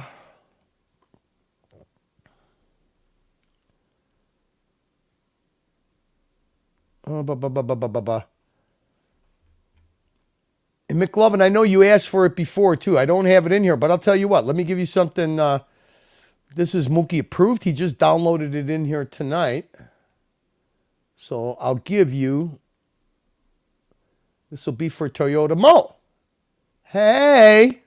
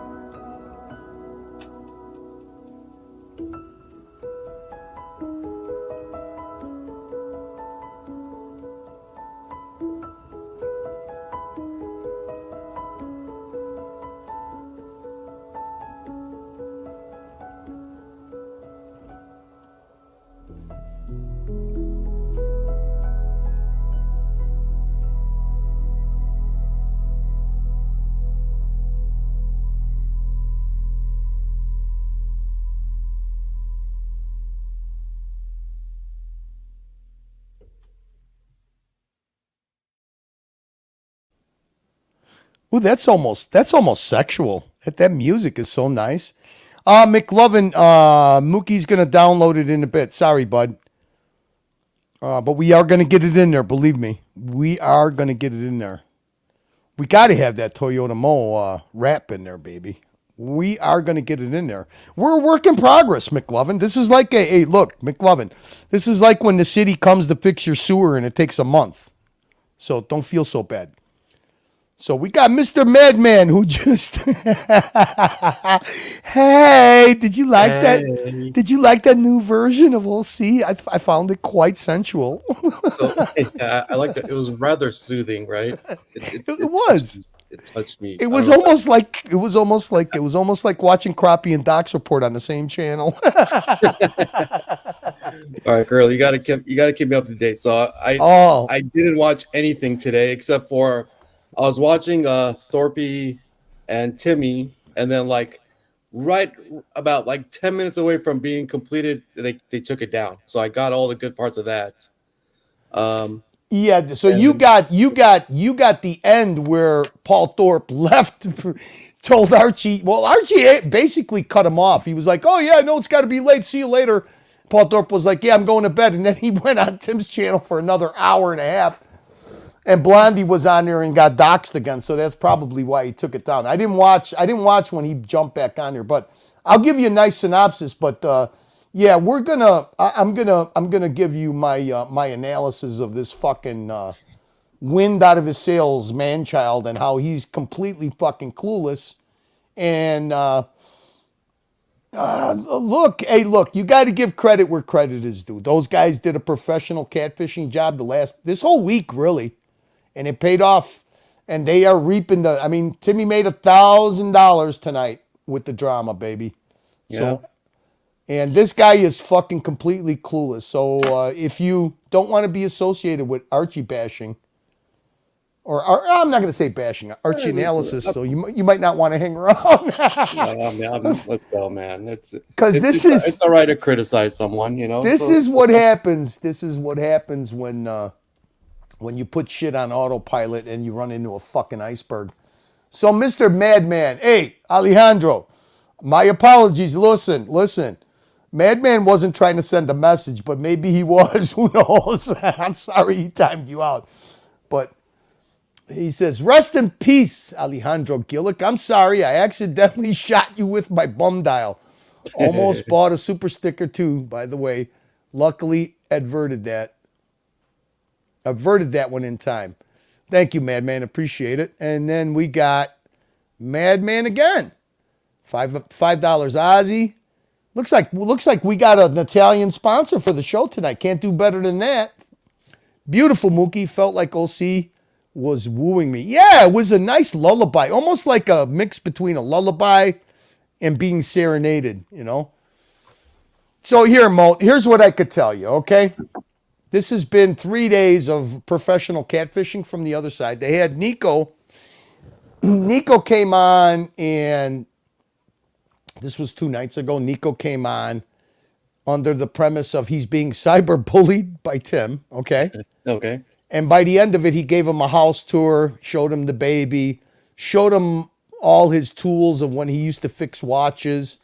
So basically, I think that, if Tim works it right, or I should say OC works it right, they probably got a new sponsor for 2024. Okay? So Nico has tried to come on Archie's channel and has basically gotten Ferrari talk, small talk, ignored, and nothing asked about the ongoing, up to current events type of drama. He did try to talk to him about the whiskey dick. He kind of wanted to stay away from that, but that was it. Okay. And Nico's tried to go on the morning show and gotten the same fucking treatment. The guy is asleep behind the fucking wheel. So, I mean, I guess that the new town square for airing out drama is Tim Wright, because he ended up on Tim Wright's. And like I said, by the end, take your hat off to OC. I got to. By the end of the night, he was giving these guys a house tour, explaining his business, explaining up and coming events. And then they followed that up by catfishing this guy right here. Now, Forpy today did his own live stream on his own channel about enough is enough. I'm addressing all the haters. I didn't watch it. I heard that's what I was watching today was that, and then it got cut off like 10 minutes before. I guess he had Tim on there, and he tried to play. He tried to address all the stuff with Tim, but I guess towards the end it got kind of cordial. I don't know. I didn't watch it. I can't comment on it. But at least I was saying to myself, well, at least the guy's got him on his channel, right? And it got up to like 1,100 people in watching the live stream. So then he came on. He ended right when Archie started his show, and Archie was obviously clueless because Archie should have, Archie should have jumped on that stream. It would have been perfect, and I think Paul would have took him in no problem. Archie could have shared the fucking link with him. Didn't do any of that.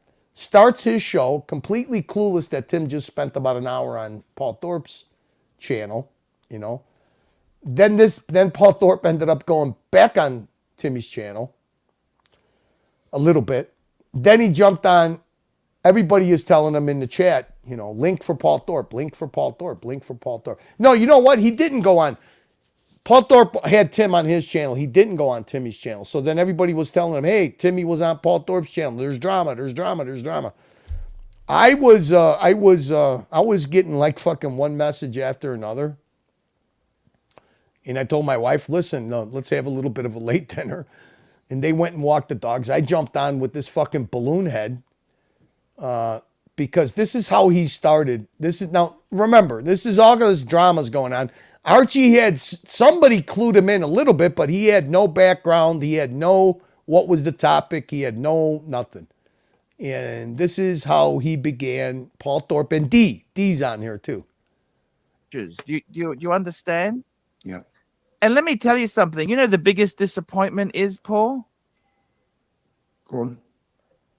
The big names, Rolex, Cartier, Patek. You got this?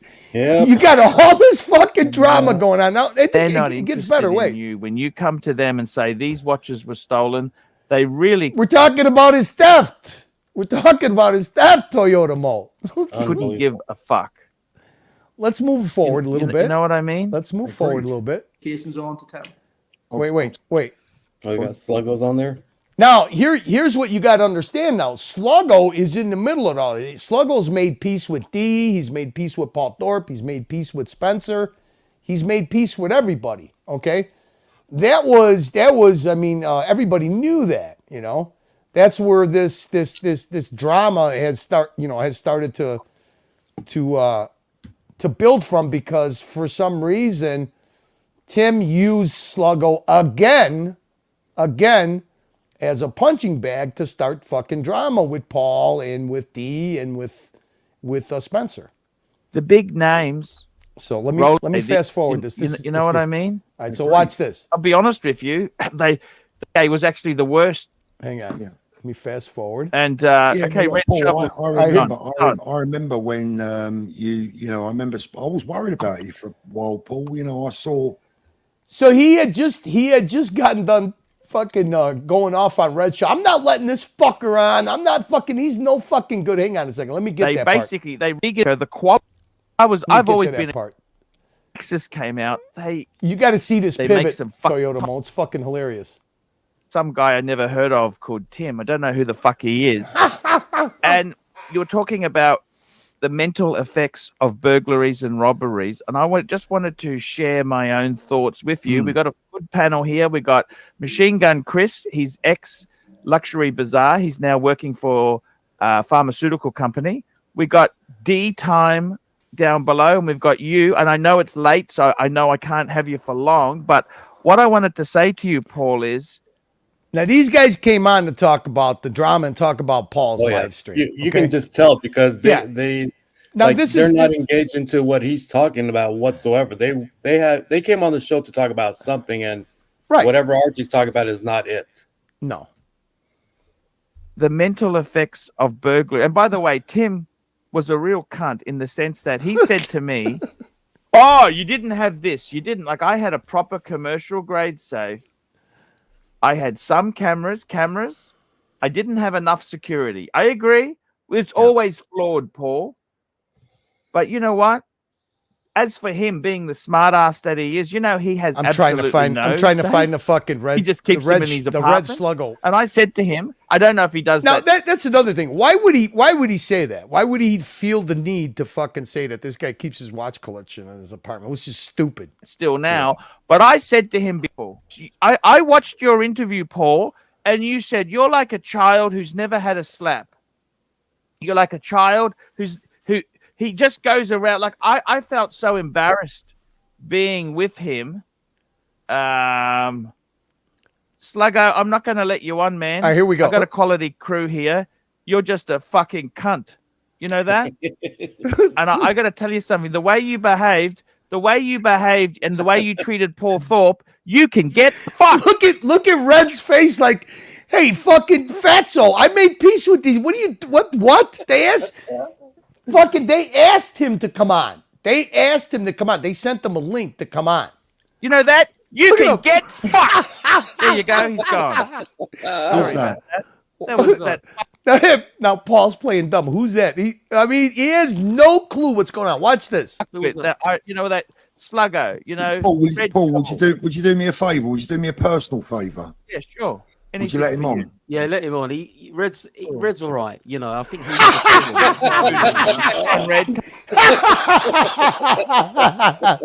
It's like what? It's like the warden. What the fuck you mean we executed the wrong guy? What? Come back on. But what I wanted to tell you is, Paul, you know what? It's funny. I went to a birthday party yesterday. I inherited this friend, okay, a good friend. Now look, you know what the funny thing is? Look at D. Look at D's face. He's like, this guy didn't watch any of what we This guy didn't watch any of our stream. Nothing. None of it. Hang on one second. This was brutal. Mo, this was brutal. Mo, I actually, you know what I did? I timed myself out. I actually took myself off the panel because I was like, you know what? I don't know how Bear does it, dude. I don't know how Bear does it. I literally had to disappear and time myself out for a little bit. We got Magpie, member for 8 months. I love the low-key way Archie says cunt. Yeah, right. Yeah, except he said it at the wrong time. Let's continue. A friend of mine died, and nothing like bringing up a friend's death, right? Bring a friend's death up. Look at the looks on it. Look at these falling asleep. He actually had been in a mental hospital. My good friend, who I looked up to, he's got a doctorate in finance. It was a really... You know what, Paul? I want to share this with you.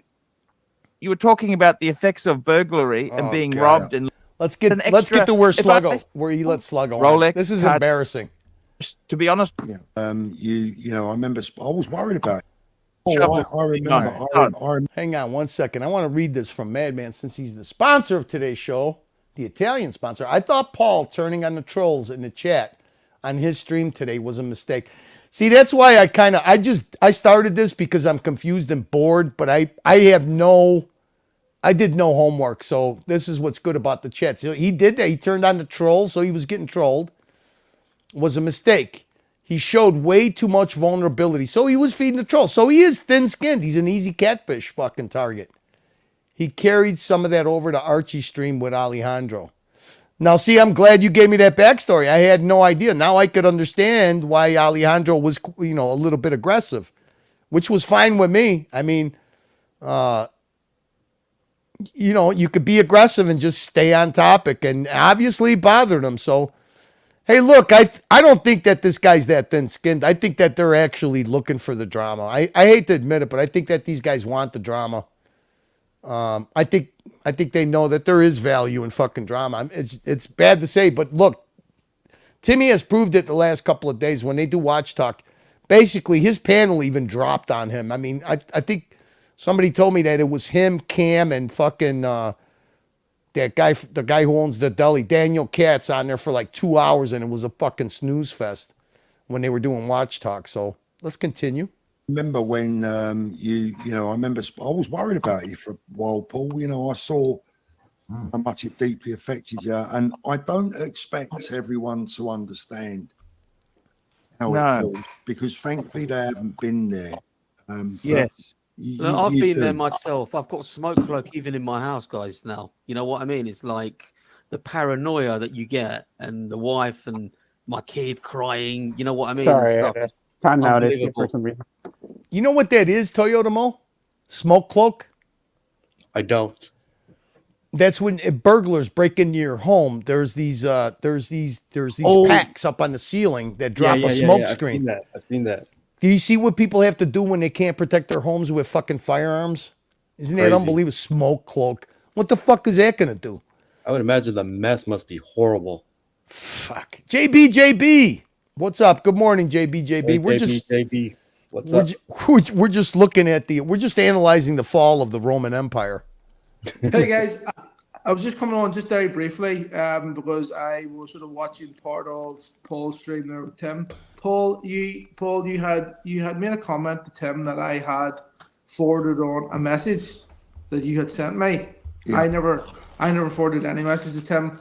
I had come to an agreement with yourselves, with you and D, that if there was any communication, I wouldn't be forwarding it to Tim. I wouldn't be talking about it. So I did not send Tim. Do I have your word on that, Red?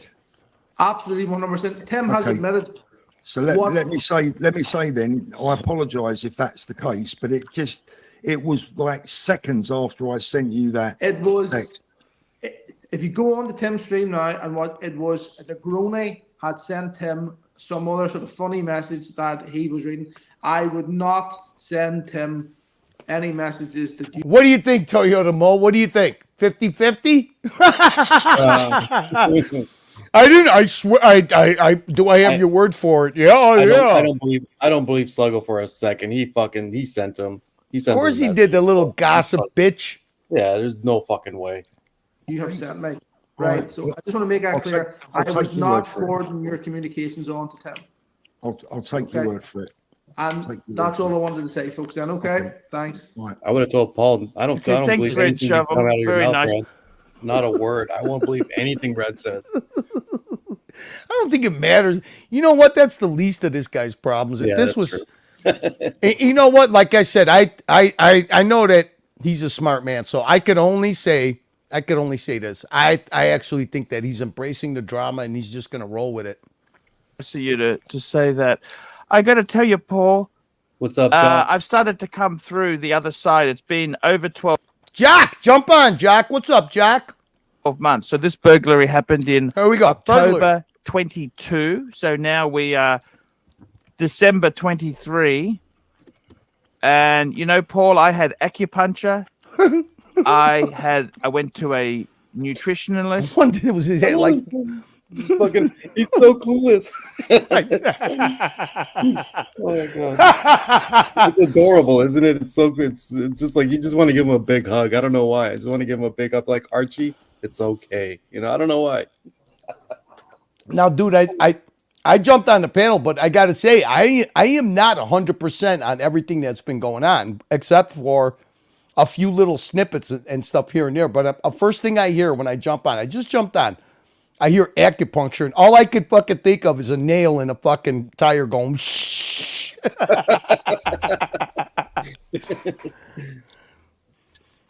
I went to Dr. GP, my GP. I went to a psychologist. You know, look at D raising his eyebrow like, fuck is this guy talking about? Look at Paul. They're slowly mentally. We're like he has no clue. He has no clue. But just hey, Arch, can I yes. interrupt you? You mind? Because these gentlemen are here, I guess. I think Curly. Hi, Paul. Hi, D. How you doing, brother? Hey, You you're all here right? for a specific reason, What's up, which I Curly? think you don't know what's going on. Okay, so I think that Paul Thorpe actually did a great thing to finally, you know, you always try to be a gentleman and ignore, but obviously this stuff can't be ignored anymore. So there's a reason that these guys are on. I'd like to hear it. I didn't watch. You're muted, Curly. I didn't watch any of Paul Thorpe's stream. I'm just bullshitting at this point because I'm like, fucking, this guy's talking about acupuncture. He's fucking, fuck, Red's a cunt. Oh no, Red's my best friend. I'm like, what the fuck? Please, Bear, come back. watch the whole thing, but hats off to you, Paul, for finally addressing the people that have not only slandered you, Roman, they plant false fucking stories in Reddit. And I know that they're trying to turn Reddit and make you or Roman the new team. Dude, is it possible? Or is GMT is getting sexier and sexier every time he every appears? day, right? It's because listen, he pretends like he doesn't do anything with his beard, but he's matching. You know what? Whoever his barber is or stylist has got his look down pat. I mean, his beard is perfectly trimmed. It's groomed. It's oiled. His hair is matching his beard. I mean, the guy's just getting sexier and sexier every appearance he makes. I just love how he denies it all, but nobody's believing it. What happened, Dirk? Curly, you know 4P is simping to you because he doesn't want you on his bad side. I mean, what bad does he? I don't think he has a bad side. That's why he's so easy to catfish, Dirk. I just find it funny. Like I said, I really think that you're going to see a big panel around Christmas time, and you're going to see Roman, Paul Thorpe, Whiskey Dick, and you're going to see 4P, and you're going to see them all on Tim Wright's channel. I mean, they've all been on there individually. Now, the one thing I could say is that Roman hasn't appeared yet, and Nico hasn't appeared with Whiskey Dick. But the funny thing is, Mo, and I'll spoil it a little bit. When 4P leaves here, he goes right on Timmy's channel with Whiskey Dick on there. And they took it down because Tim Wright thought it was funny to let, he let Blondie on, but he wouldn't let her talk. He would only let her get little snippets in there. And the fucking drunk piece of shit doxed her again. Whiskey Dick doxed her again. I don't know what's behind Blondie going on that show again, but I don't get it. It was kind of funny from when I saw a snippet of it. She was playing pool. But hey, look, you gotta look. I'm gonna be honest that I have watched some of Whiskey Dick's live streams, but I haven't done content on Whiskey Dick because I'm gonna hold him. I'm not that I'm gonna hold him to his word. I'm gonna hold him to the fucking piece of shit that he is. And he said that if people from the Archieverse go after him, he's going to take it out on her. So that's the only reason I haven't done shit content for him. But I mean, at this point, does it matter anymore? I don't think it matters, man. I don't think. Yeah. I mean, anyways. PGs. Yeah. They're new targets. They're new content. Okay. Yeah. So I also want to play this for you, Archie, because I know you don't. Look, Archie, I can't blame you, but sometimes since these people, you have contact with them, maybe you should talk to them and, you could maybe avert something that like Nico did. And let me show you a little. Let me just grab the super chat quickly. Yeah. Marty Mannion, 6 euros. Paul, your reaction tonight was completely justified. He's talking about Paul Thorpe. You have been poked for weeks. And John C., $2. You have to forgive yourself, Arch. Thank you, John C. Okay. Curly, run the clip. So I'm just saying this, Archie. These are good people that have always come on your platform, but if you're not informed of what's going on and you're not communicating with people like Paul and Roman and Nico, this is the kind of stuff that happens because this guy, this is soft extortion that he does. He will slander and smear people to try to get them on their show, and then he does it for content. That's all he gives a fuck about. Okay, so this happened the other night, Archie, and I know you don't know, but I mean, look at who's on his channel. Now imagine what a person has to reach when he's got 1.5 million subscribers. Is this genuine, Nico? Do you see the comment down there from Nico Leonard on Tim's show? Genuinely getting sick and tired of the bullying. It's actual Nico. Yeah. Come on. Yeah, come on. I mean, look, if you believe. And look at this entitled kid's face who has no life experience. He's proud of himself that all his slandering, all his name calling, all his cyber stalking has finally paid off by getting Nico to do an appearance on his show. I think they go like for what he's saying. Hello. And there he is. Yo, Red Shovel was just praising you. I just want to come on and honestly, Tim, mate, there is. I am just now. What do you think about this, Mo? One, I don't know. I think Nico's just fed up with Timmy. I think he wants peace. You know, I don't think he wants his name kind of being thrown on Tim's fucking shit show. But he looks kind of beat up, like he's tired of this shit. Do you see? I take this approach. Would you negotiate with terrorists? You're true. That's right. I would, if I was Nico, probably the better position is just to not even be on there, not even comment or anything.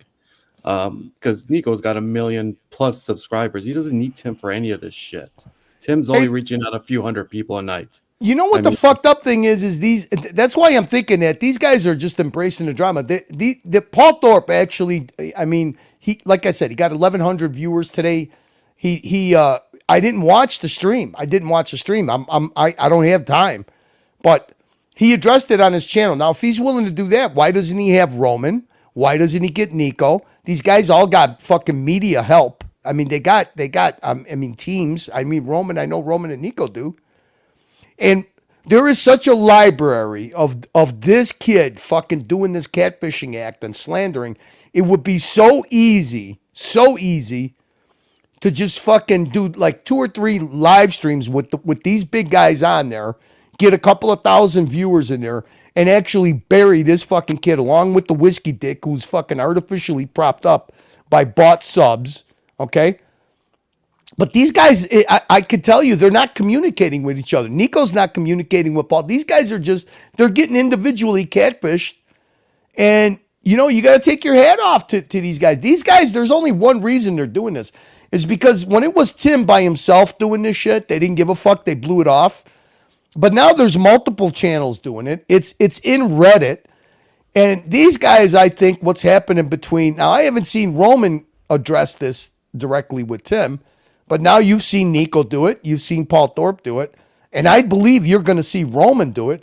And I think what these guys are doing is they're doing their own form of damage control because one of these guys is going to be the new TPG. You know, and that's the way I see it. Because you got 5 channels now making content. That last week there were 5 channels that made content on all 3 of these guys. And you know what? You got to take your hat off to OC because OC doesn't even hide the fact. He puts it under his normal name. He goes in and he plants narratives on Reddit. And he has, and it's taken because actually, you know who the topic was before OC started doing his narrative on Reddit? Was O'Sheen O'Malley and Barossa, and how can Barossa associate themselves with a fucking con artist? That's that video that Archie played about that woman's voice that showed the O'Sheen's analytics. That came from Reddit. That's why, because he was the target on Reddit. And now it's actually Forpy and Nico and Roman. A wee bit sick and tired of the bullying. Now, I'm not going to, since we got Paul and D here, Archie, I'm not going to play this, but Nico basically stayed on for an hour and a half trying to extend an olive branch, trying to explain to somebody who has no idea what business is like, what it's like to put food on the table and be accountable for what you do. That's not Tim Wright. Tim Wright is completely unaccountable. Yeah. And I'm glad that Paul, I think, Paul, what you should do is you should bring the whole, he likes to tie you to the gray market. You're the Godfather. You're the cartel. I think what you should do is you should combine platforms with Roman, with Nico, and you guys should hash this out openly and address. Does that sound familiar, that concept? Yeah. You know who came up with that, right? And I think it was a very smart move. Holly had brought that up on the channel one day on the hangout when we were doing the hangout, and I think that's the way to go. That's a smart move. If you want to, I just feel like those guys don't want anything to do with Tim, and then when they bring him up, it makes him relevant. But when they don't bring him up, it just it doesn't matter to them. But it's good to see at least them addressing some of the bullying that's happening by Tim Wright.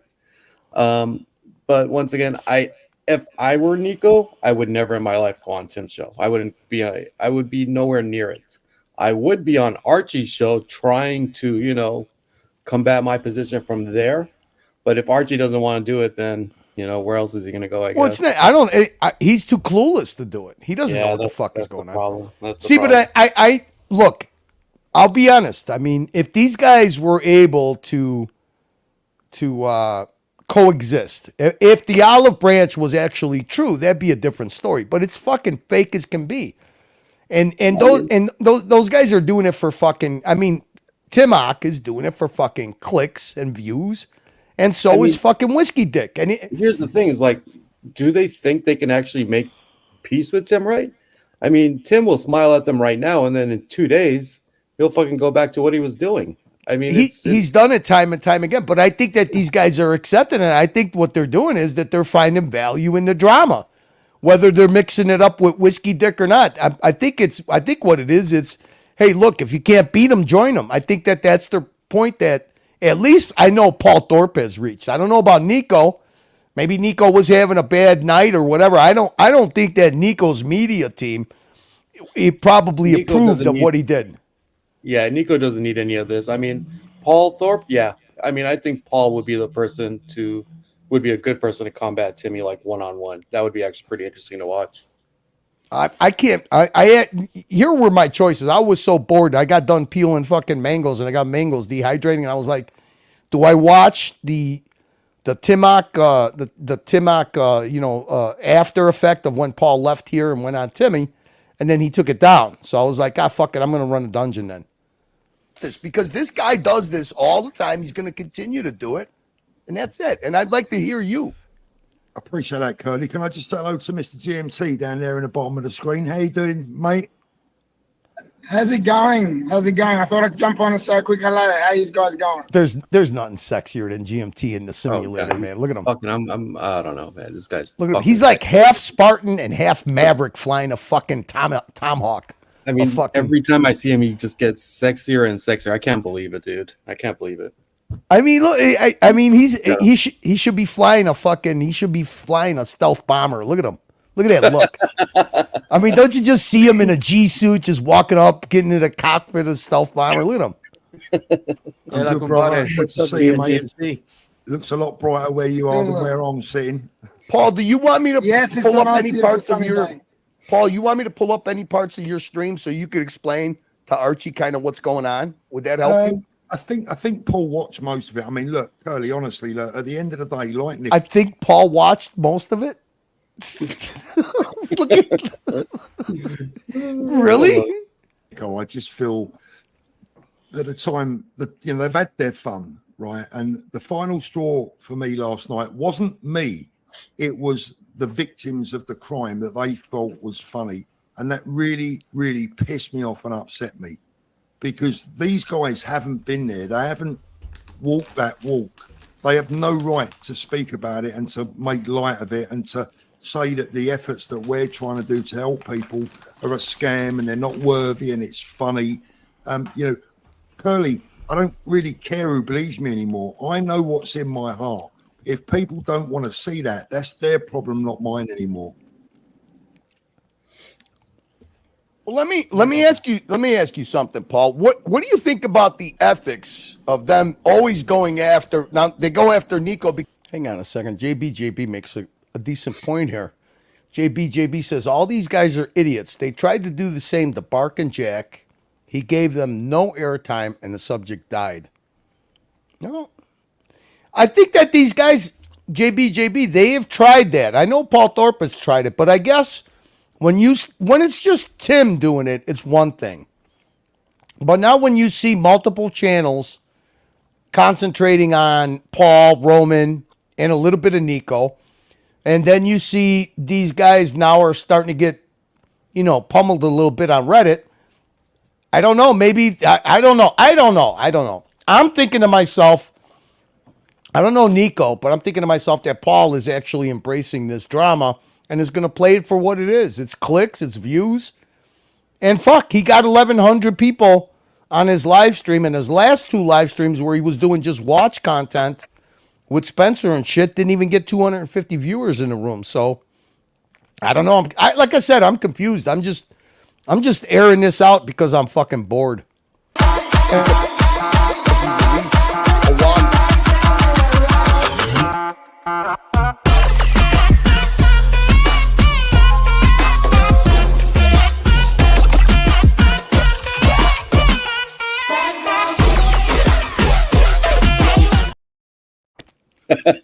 Fuck, I wish McLovin was in the house. Check that one out, baby. I like the remix. I love it. I love when Mookie just drops it in the middle of fucking a conversation. That's awesome. Oh, McLovin, I hope you saw that, McLovin. Thank you, Mookie. that actually scared the shit out of me. I was like, is this? Are we getting something new here? I'm like, oh, okay, here we go. Alejandro, you haven't seen that Cart One, man? It's famous. Come on, man. Dude, Mookie never sleeps. Mookie never sleeps. Ooh, Toyota Mo. My wife just brought me a piece of the mango. They're almost done. That he paid to commission. Okay, he put that together. So obviously, you can't make $1 now if you're a YouTuber and you're involved with watches, unless Tim Wright tells you, right? Yeah, it's a crime, right? All right, it's a crime. So let me ask you this: how does it feel being slandered and smeared all the time by a guy whose platform is sponsored by basically your competition? You think that that's an ethical way of starting up, of doing a startup? Well, I just can't make it out, Curly. It's a great question that you asked, and I'm absolutely amazed that anyone would. Look at Archie doing his fucking taxes, signing his fucking Christmas cards. Look at him. Would use Tim as some kind of front man because of the way that he works. And look, do I see that company as competition? Look, I wish everyone all the best. I have no bad feelings for anyone. I don't like to see businesses fail. I like to see them thrive and feed families and make children happier. But I think it's a strange decision. I think it's a very strange decision. Alejandro Gillick is saying, will I finally answer his question? I don't know what it was, Paul. What was the question? Here we go. Paul Thorpe, will you finally answer my question or will you continue to ignore my question? Oh, here we go. Paul has no idea. Paul tried to use Tim in the past, but time went sideways. I tried to use Tim. Yeah, Tim's got a lot to offer me, mate. I'm sure he has. Yeah, I'm really missing out in what Tim's got to offer me.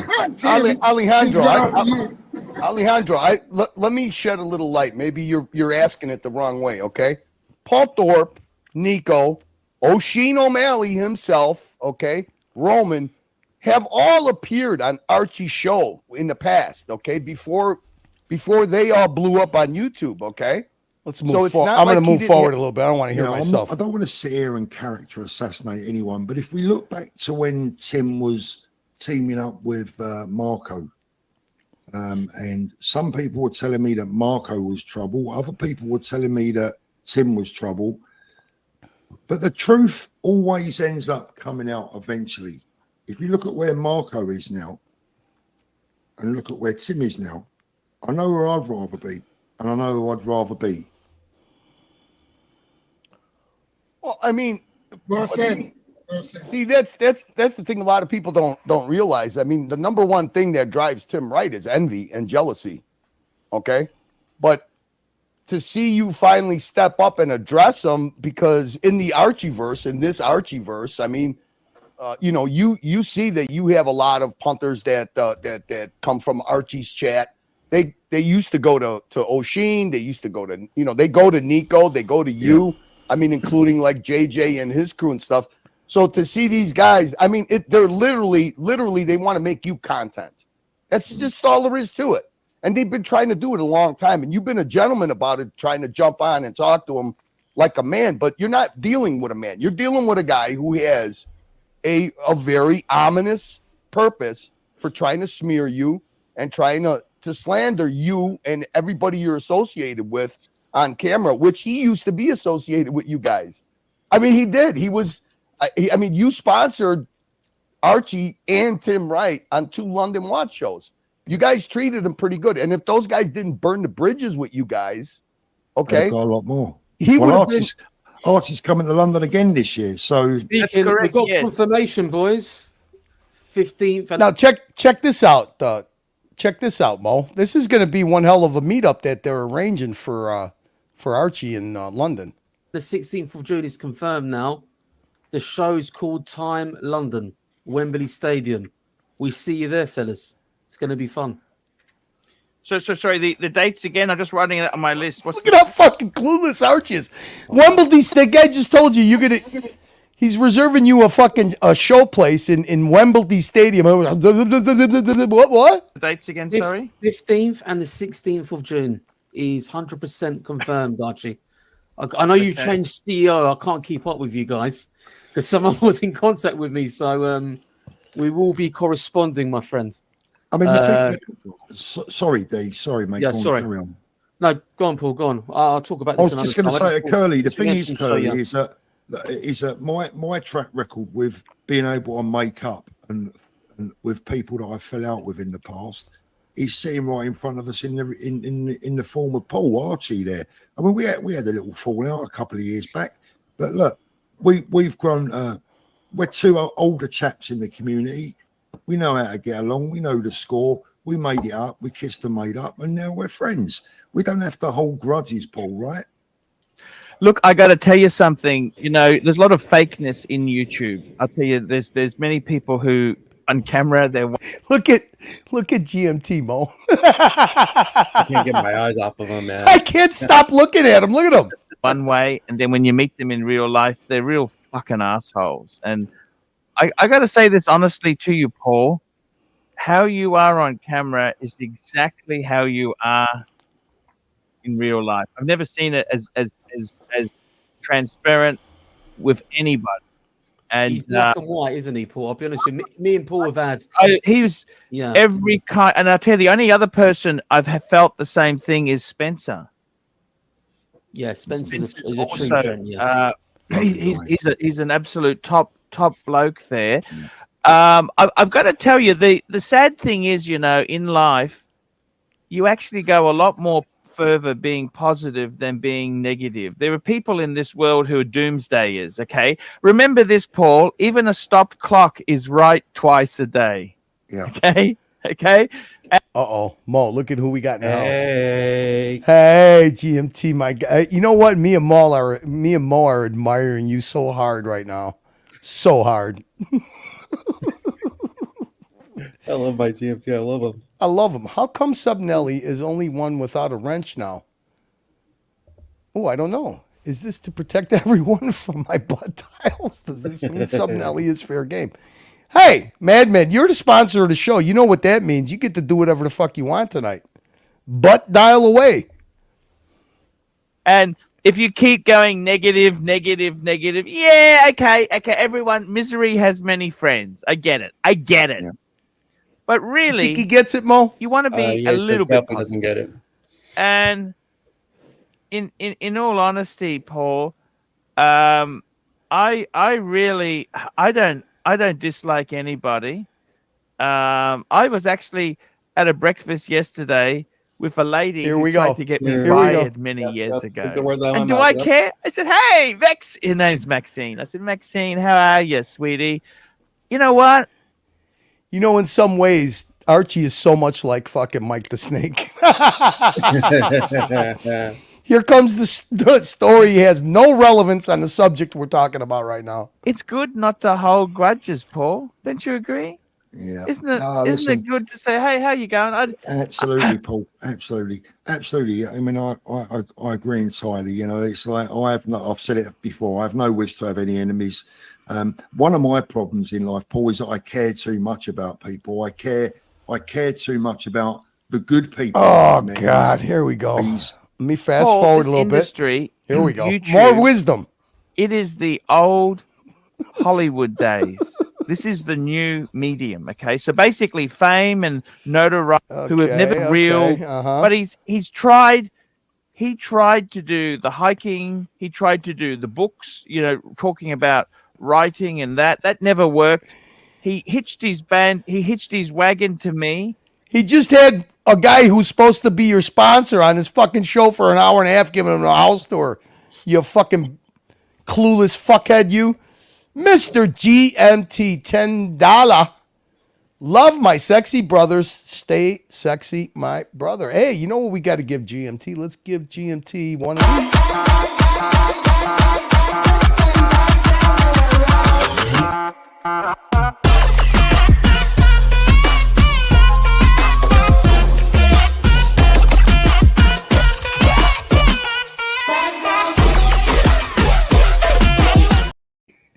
Fucking Toyota Mo was green energy before green energy was known. I do like that new remix with that Mookie put on that I like it. I like it. The music sounds fucking killer in my headphones, man. For sure. Okay, and he got some fame, and that's fair enough. But what the dangerous thing is, he's hooked onto negative and sensationalism. He's basically like the Daily Mail. Okay, he made a fucking $1,000 today, man, child. $1,000. Embrace the fucking circular drama. That's what he is. He if he was a newspaper, it's the Daily Mail. Just smut.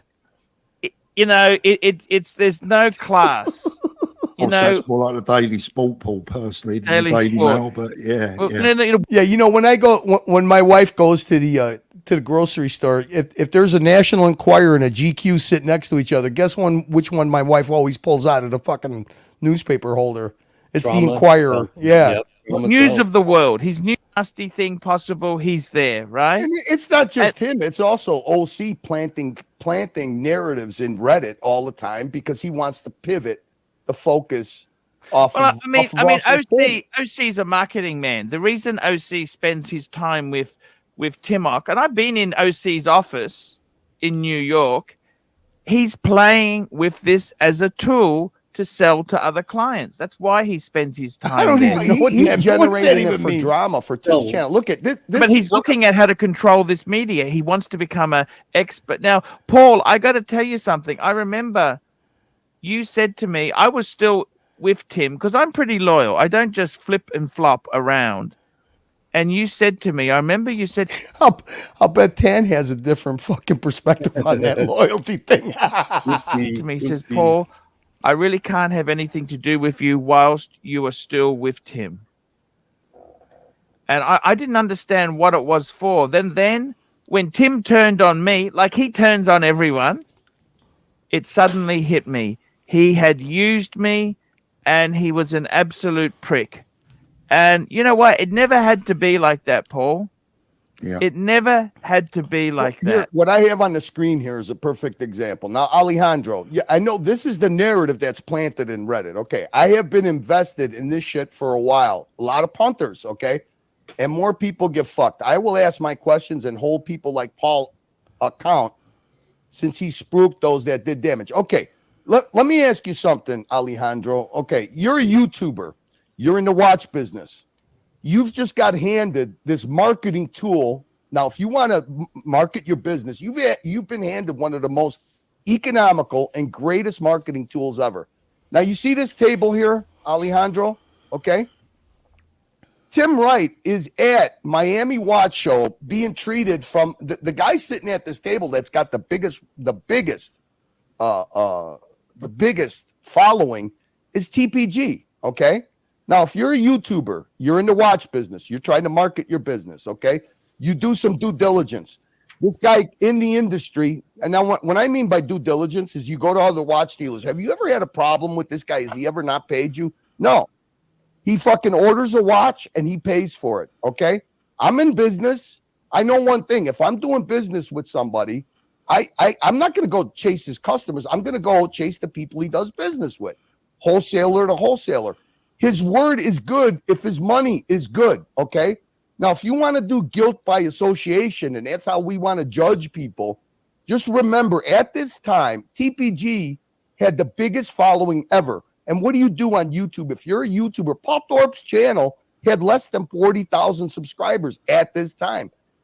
You see the guy sitting at the end looking at his phone? That's Tim Wright. Tim Wright is working for Paul Pluta, for Archie. For the Archieverse, okay? Archie's not in Miami. That's his representative there. Doing what? Doing cloud chasing. Okay? Just like Paul Thorpe. Because everybody is centered around the guy who's got the biggest following, who's viral, who's blown up. Okay? Now, are you going to hold people? Did you ever hear Paul Thorpe, do business with Anthony? So you're going to hold somebody accountable because he was trying to collab and do cloud chasing. That's fine. But why add all this other makeup stuff? What fucking corruption? What all this stuff that Tim spooks? Where is it? Where's the proof? Where is the proof? Tim Wright is sitting at the same table that Paul Thorpe is. Don't you think it's a little hypocritical of Tim Wright because Paul continued and grew his channel, because Paul made allegiance with people that are in his industry, which is Roman Sharf, which is Nico, okay? And then they cut out a guy who's poisonous, toxic, like O'Sheen O'Malley, who happens to be who? That happens to be Tim Wright's new Archie. That's who Tim Wright has attached himself to. Tim Wright is using O'Sheen O'Malley as a cloud chaser. He's a cloud chaser. He's on his coattails. So it's a little bit hypocritical for me, okay? If you want to slag on Paul and Roman and these guys because they had this guy on his channel, okay, that's fine. That's fine. But nobody's got a crystal ball that knows that this guy was going to rip off people. This is a year and a half. Curly, that's a really good point. And I want to add to that. I mean, look, one thing I am guilty of, Curly, and I've always said that is the ability of a man to... Look at that fucking piece of shit watch, man. I Look can't think of a worse watch. This thing is fucking horrible. I mean, you remember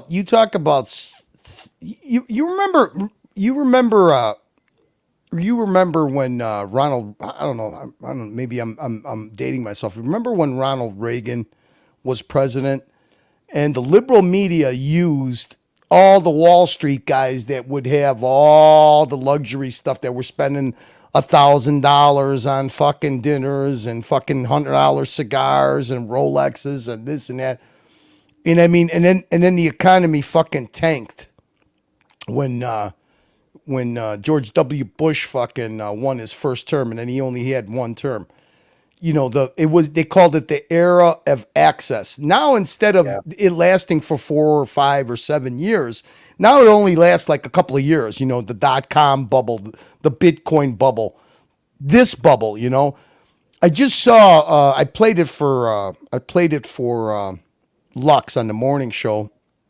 There is like this dude, the one dude that I follow, mostly for market analysis, but it's called Valuetainment. He's got like 3 million subscribers, and they follow trends, market trends, the economy. And they actually, this came up, the Rolex market, the watch market, the luxury goods market.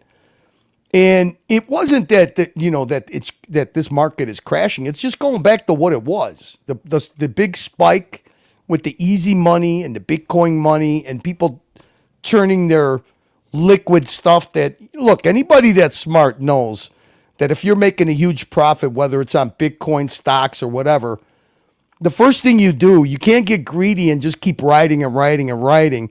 What you do is you try to turn it into a hard asset that's not going to depreciate. You could hold on to a stock too long. You could hold on to stuff too long. So you always want to convert it into, convert a little bit of diversify your portfolio into a hard asset. And that's what a lot of these people did with these watches. They weren't watch collectors. They weren't watch enthusiasts.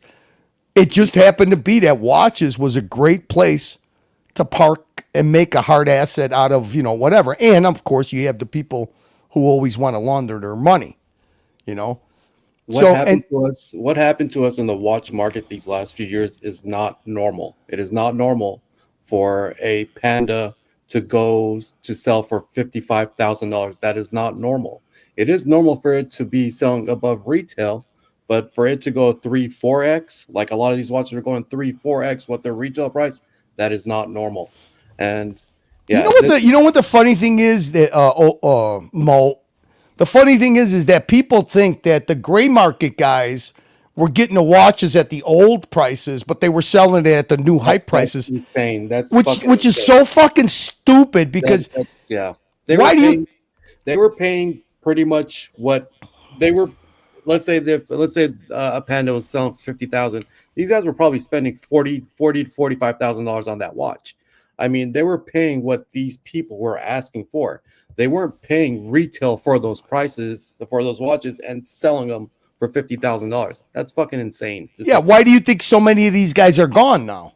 Exactly. That's why all the Minutemen, all the backpackers, all the backpack dealers, that's why they're gone. I mean, it's no different. Anybody that sees a trend, they latch onto that trend. That's what TPG did. It's the get rich quick scheme, Yeah. I mean, but the payoffs are big. Look, the payoffs are big, especially. I mean, why do you think why do you think people run confidence games? That's why people run confidence games. Why do you think it was, it wasn't easy, but why do you think that Wizard infiltrated a place where if somebody spends 30 grand, that's a big profit at a low risk to take, because it's pretty complicated fucking going after a guy when he stiffs you, it's just that simple. That's how a con artist fucking looks at things. What's the risk to gain? What's the risk as opposed to the gain? Is it worth doing this? What are the consequences? What are the real consequences? How hard would it be for my victim to come after me?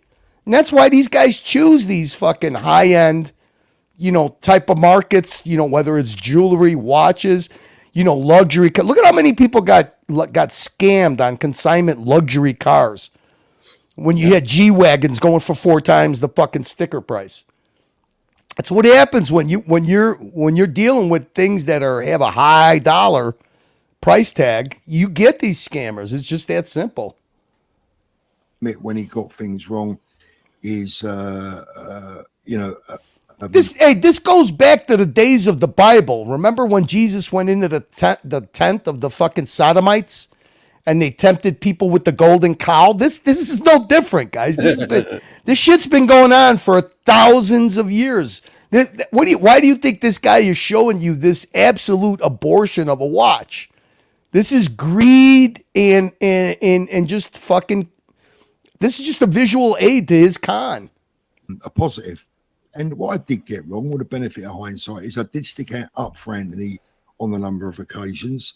I didn't see what was coming, but you talked about doing due diligence.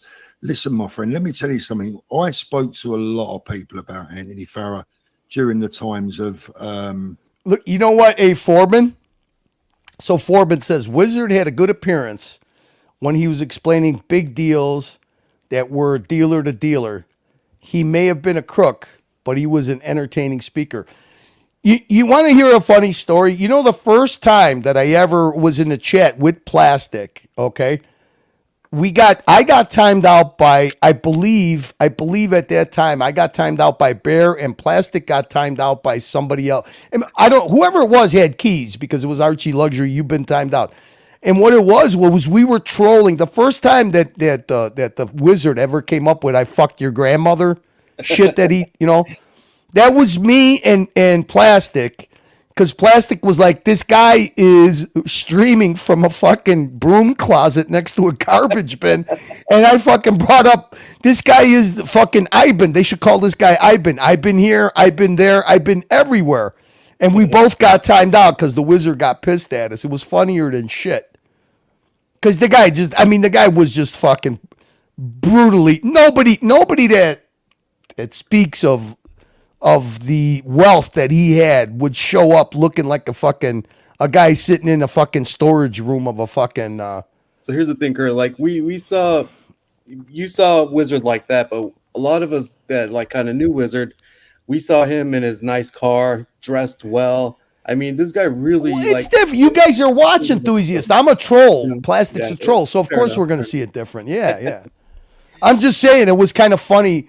Because the first time he ever came up with that, I fucked your grandma. Yeah, I fucked your grandmother. Tell your grandma that when I fucked her.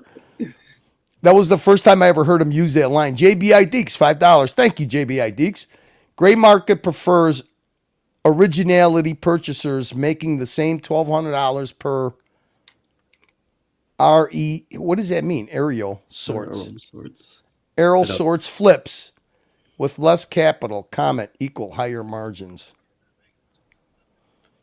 Gray market prefers the original. What am I missing there? What is that word? Originality? Is that what he's trying to? With the original purchaser making the same $1,200 per allotment. I don't. With flip less capitalism commitments equals higher margins. Hey, look, you know what? Look, you know what? What confidence people always prey on? They prey on people's greed. Okay, so if it's a deal that's too good to be true, or if somebody's offering you something for less than what it's going into market rate, or he's giving you more than anybody else will give you, that should ring a bell, and you should do a little bit more due diligence. Look, you can't not fault any salesperson that's in any kind of a business that his performance is rated on sales, or what he puts in his pocket is rated on sales. I never ever say, hey, look at these fucking, this car dealer, this jewelry guy, this fucking whatever, this contractor is trying to take me for a ride. It's up to you to be the informed person, okay? If you're spending your hard-earned money, it's up to you to guard your fucking money, not up to other people. Other people's job is to take your money. Not take it, but if whatever they're providing, they're always, what salesman is not going to want top dollar for his service? I mean, it's just fucking capitalism 101. What the fuck, man? If you're stupid enough to, you know how many people buy a car, but really what they're buying is the payment. I could get you in this for fucking $1,223 a month. I really can't afford that. Well, what can you afford? Yep. And then the negotiation starts there. And then, you got the people that come in there and they've done their homework. They know what the fucking sticker price is. They know what the market is. They feel, hey, if I could get this 20% below sticker, that's a happy deal. And you know what? If the guy doesn't give it to you, you walk the fuck out, and you either wait until you could get the deal you're happy with or you could afford, and that's it. I thought it was hilarious when everybody blamed the predator lenders and the banks for this fucking housing bubble that fucking burst, and all these fucking loans were given out and shit. Who's the dummies? Is it the fucking people selling the mortgages, or is it the people signing the paper and signing something they know they can't afford, that if they lose, one paycheck, they're fucking one paycheck away from fucking, being foreclosed on? Who's the dummy? Who's the dummy? Sorry, who's the dummy? You know what? Stay within your means. JBI Deeks, $1.99. Can't typey without my glasses. I know how that feels, man. Especially with the phone. I know how that feels. I don't know what's worse, having my glasses and fucking having the spell check create words that I'm not trying to fucking write. He did correct his super chat, Curly, on his next comment. Okay, here it is right here. So JBI Deeks, correction. No charge for the correction at all, JBI Deeks. Gray prefers original, lower purchase price. They make the same profit per flip with less of their money committed. Margins were better. Well, yeah, I mean, there's a lot. Mm-hmm. Hey, same thing with consignment. Look, is it the watch dealer's fault because he offers consignment, or is it the person consigning their watch because they want an extra $1,700, $2,300 for their watch? Nobody likes taking a haircut, but if you don't want the risk, then, shop around and take the best offer that somebody gives you, and then just make the deal. But if that extra $1,700 or $2,000 is important to you, which it is to everybody, then there's going to be risk involved in it. You know what I mean? And then there's an extra layer of due diligence you got to do, right? Show me your insurance. Okay, if you close your fucking doors, what happens to my watch? Are you liable for it? What guarantee do I have? That's all. And if you're not comfortable with it, then take the fucking haircut and make the sale, or sell it yourself. I mean, it's not that hard. Look, it's not that hard to sell the stuff for yourself. The most important thing is whenever there's a money transaction going on, do it at the bank. You know what? That's what you got personal bankers for. Say, I'm making a sale. I want to do it. I bank here. I feel more comfortable doing this transaction here. It's going to go directly. I'm going to direct deposit it. And the bank 99% of the time will accommodate that for you. Anytime I've ever sold a high dollar item, I either do it at the bank or I do it with fucking 245 stuck in my fucking belt. You know, watch Nicholas when he was saying this is happening. That's. I spoke to a lot of people. Nobody said to me that they had a problem. He didn't owe anyone any money.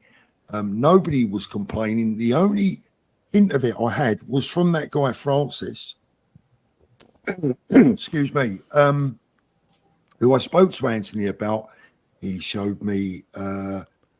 Thank you, by the way, JBID. Sorry. Had been to jail, was a criminal, blah blah blah, and he convinced me that this guy was just. All right, so Toyota Mo, my little point here was because guilt by association, right? That's a lot of what the narrative that was dropped in Reddit was all about, and the real simple fact that if that's the standard you're going to go by, well, then the guy whose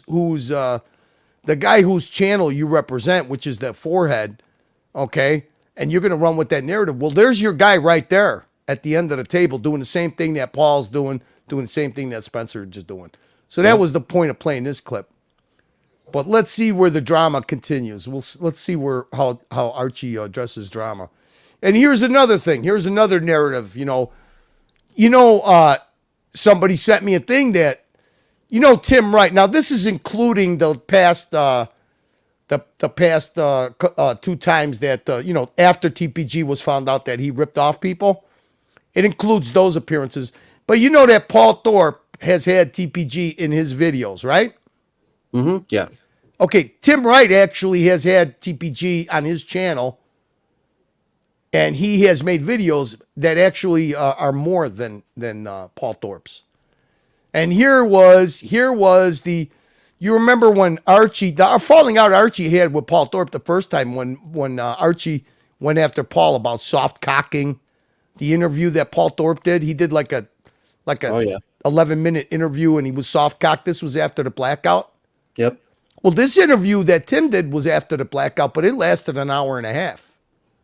There he is, right there. There's TPG right there. I remember this one. I remember this one very well. And the fucking chat they were censoring the chat. They were fucking high. As a matter of fact, Higgy was the one asking the hard hitting questions. Yeah, and then he basically made Higgy bail out of the mirror, and shine that light upon themselves. I mean, so here you go. This was right after the blackout. Okay, you did an 8-minute interview, and I know that Archie fucking said, "Oh, Paul, you soft cocked them. You did this, you did that. Why didn't you ask the hard hitting questions?"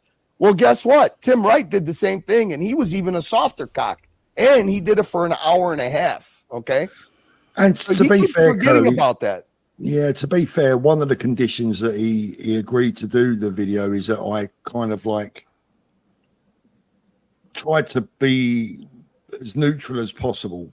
If that related into being a bit of a soft cock interview, then it was all we was going to get. It was the best I could do, because if I'd have just steamed in, he'd have shut his camera down, and that would have been the end of that. Yeah, but I'm just saying it's kind of funny that he doesn't apply the same sense of guilt by association to himself and to his platform. Well, it's double standards again, That's yeah, what I was talking I mean, about it's all right there. If you want to follow the timeline, guys, see Archie is. You see Archie, Mo. I'm just wondering, why is this not called the Curly Luxury Time? I mean, he's finishing his entry into his Archie Luxury Diary. It's all right there. And I know that Timmy had a small channel, but he was doing the same thing that everybody else was doing. Yeah. If you're in YouTube and you want to grow. Well, Paul, to give Archie credit, he does engage. Watch, I'll show you. Hang on. You know what? Let's look at the real story.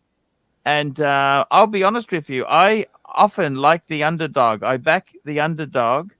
And we got a super chat here from Loose Soul. Great super chat. And it's $15, which is really, really nice. I enjoy watching Paul Thorpe. Harley rides, knives, guns, watches, on the street, watch show trips, etc. All good viewing. Let me ask you one thing, Paulie. Yeah. What besides family, like the birth of a son or marrying or Rebecca? All right, here's where we go off the fucking rails to the Archie pivot. I hate to say this, and this is Mo. This is where I had to take a little time out. In accounts 40 years ago. What is the greatest joy an item has given you? What was the item? What purchase? He's asking what's the best one and done watch in a different way. All right, well, okay, all right. Hold on, Mo. Hold on. Okay, so here I'm glad you said that. Okay, so what do you think it is? Let's make a bet right now. Is it one and done watch? Is it best 3-piece? Is it car talk? What do you think it is, or is it? Since Paul's on, he's gonna definitely. I'm going with car. I'm going with car talk. Ding ding ding ding ding ding ding ding ding ding ding ding ding ding ding. Here we go. A physical thing. What thing gave you the joy? Was it? And I just wanted you to elaborate on it. Like it could be a car, it could be a watch, it could be a knife, it could be anything. Probably a Ferrari. First time I went out and bought a Ferrari. There we go. Okay, you bought it second hand or new? All right, now Paul, now Mo, now Paul gives him an answer, right? Now, how hard do you think it is to pivot off of this for me? Oh, how long do you think it goes, Mo? Come on, give me a guesstimate. I think you'll probably be gone in maybe 20 seconds. Oh, come on, I got more patience than that, Mo. It's about 6 months. You know what the first thing, when it started bugging me, the first thing I did? I looked in the chat and I was like, is that fucking CEO or Dracula in the chat? Because I was like, because if they're not, there's only 3 things I'm worried about. Who's in the chat? Is it ER, Dracula, or CEO? Because I'm about the fucking torch. So, Paul, when I bought it. From a Main Street dealer? And it had 90 miles on the clock. What model was it, Paulie? F430. Archie, you bought an drama. Are you going to do car talk in the middle of drama? Archie, are you going to do car talk? Oh, here's my first attempt, Mo. It was 20 seconds. No. But hey, look, I'm just trying to pivot. I'm trying to pivot. Sorry, I'm just talking to him for a minute. I'm talking pleasure. And what was the happiest moment when you sat in it, or what was the happiest? Or when the check cleared? I think the journey's bad in the arrival, Paul, isn't it? It's something that I always wanted, I needed a bit of cheering up, and I just thought, sod it, I'll do it. That Ferrari soundtrack, this will put a smile on your face, Paul. Yeah, I mean, it's like an orgasm when you're driving, isn't it? To be fair. Yeah, it's like I said, the journey was bad in the arrival. I didn't keep it that long. I then bought the same model in black because I thought. What color was the first one? Red. Yeah. Oh, it was red. First one was red. Second one was black.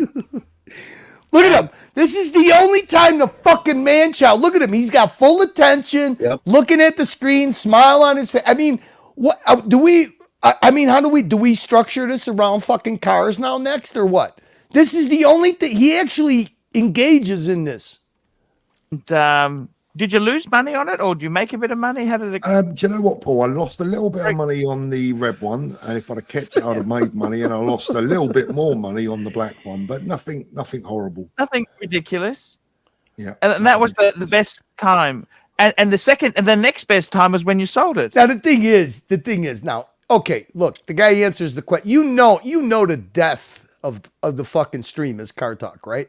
Oh yeah. I mean, it is. It just is. And thank God that Mikey wasn't on. Thank God that Mikey. People don't come here for car talk. They come here for the watches and the watch drama. They can care less about cars. And they've had such fucking drama blown up. See, the thing is, now I got my timeline right. I remember this now. Paul ended his stream, and then the chat. Archie, I'm not going to play the beginning of it, but Archie was, making some kind of filler talk. And then the whole chat was like, link for Paul Thorpe, drama, link for Paul Thorpe, right? They're telling him what to do. Then he finally fucking addresses it because I think it was just him on for a while until Machine Gun Chris jumped on. And he did know a little bit about what was going on because he did bring it up that he did know that Tim was on Paul Thorpe's channel. Obviously, he didn't watch it, but he knew. Somebody, must have let him know about it. It wasn't me because I had no intentions of jumping on today, But Okay, so now we're in the car. We're pivoting to car talk. That's not what these guys are here for. I think the next best time is when you sell a boat, mate. They're a bit harder to sell. Now we're gonna do boat talk. Yeah, Mo? no. So that was special for you. The Ferrari was special. I think so. I think that was like, you know, You know what? I'm glad you brought this up because this is the main thing that I want to show Mo before he leaves. Rancher woke up Archie the next segment. Clive and Archie are better together alone without Mark.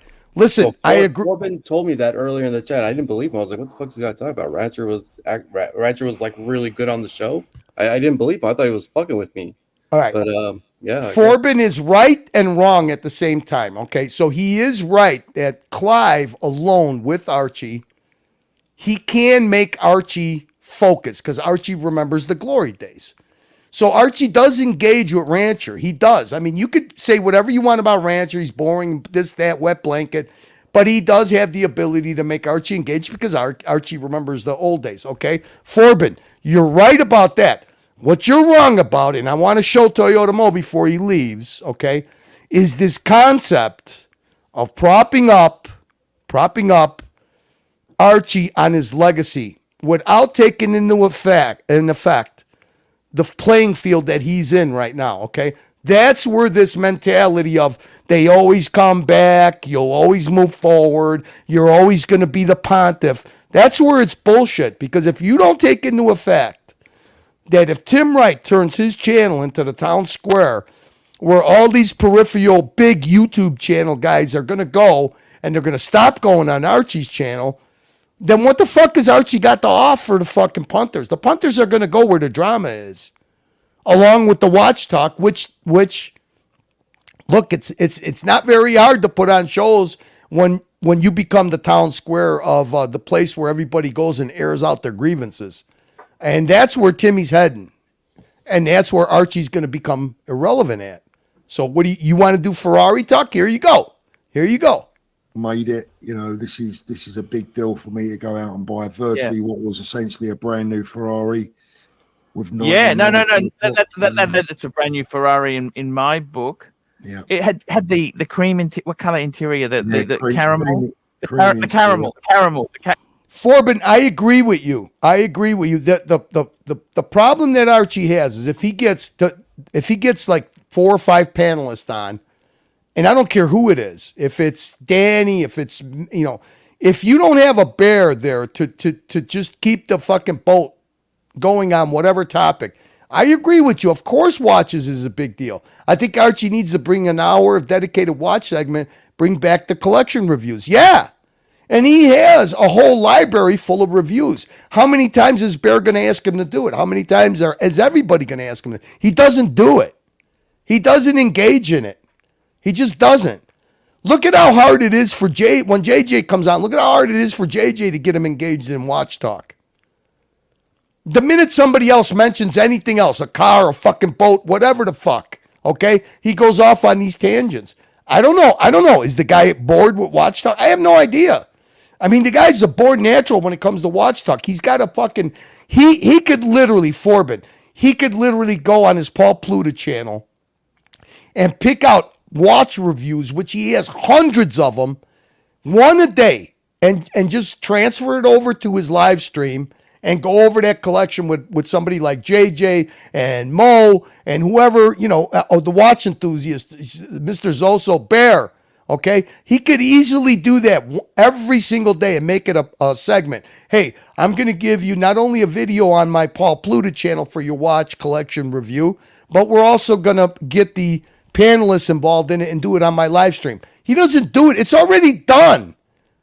The shit's already done. People already have sent them. It's content that people have already sent him and he's already done. All he has to do is color commentate on it like I'm doing with this clip. How easy can it fucking be? He doesn't do it. Creamer, they call it. Well, what did you honestly think of? Did you watch Nico's appearance? Can you pause it for a sec? Right? Yeah. So Frank put in there, watch gives him PTSD from his robbery. That's bullshit. Arch has been disengaged before the robbery, okay? So he wasn't always like, you know, totally uninterested with watches. It was beginning to happen even before the robbery.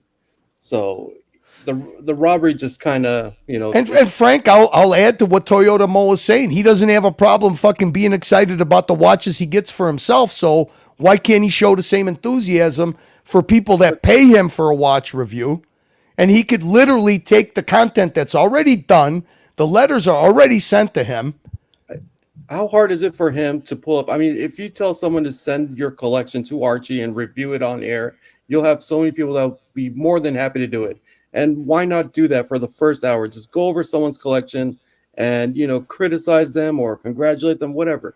I mean, it's very engaging with your community of hunters. Mo, he has every week, okay, so 7-day week, okay? If you look at his Paul Pluta channel, people are still sending him. I know. And he's still catching up on it. His opinion. That's why. Right. So why doesn't he just take that, what's already done on that channel, leave it as which gets hardly any views, and give them value for their money and just transfer it over to his fucking live stream and do it on his live stream? We actually, when Bear was here, the last day that he was here, we actually did that with a fucking killer watch collection, and it was 1 hour worth of content.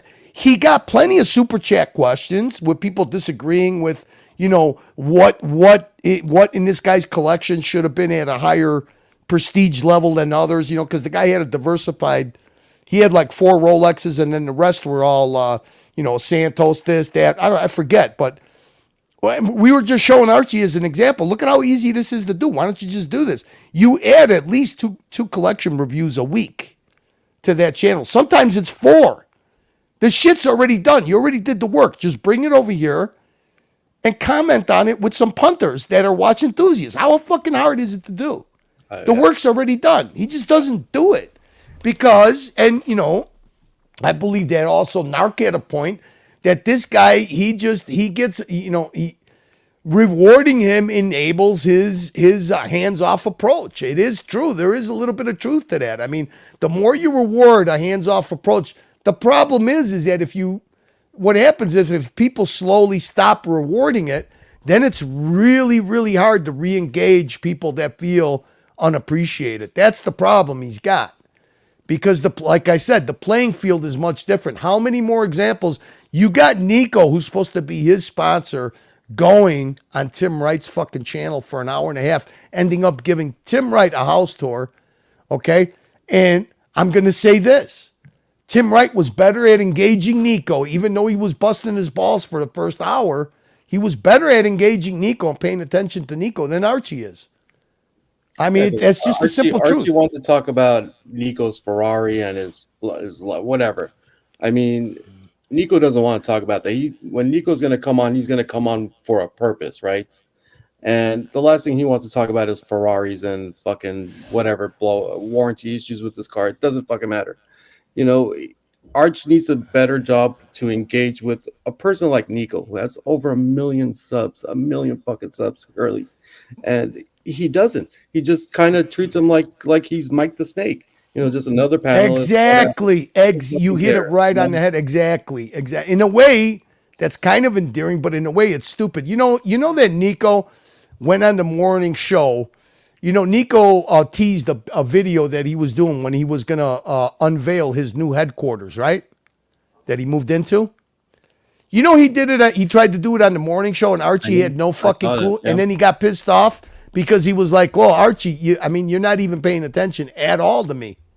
Yeah. And he left. Yeah. Do you blame him? I mean, no, I don't. I don't. I mean, the moment that you have Nico on your show, you got to treat him like he's your top A primetime guest. I mean, you got to stop what you're doing and give that guy attention, man. That's what he's there for. That's what the punters want to see is what's up.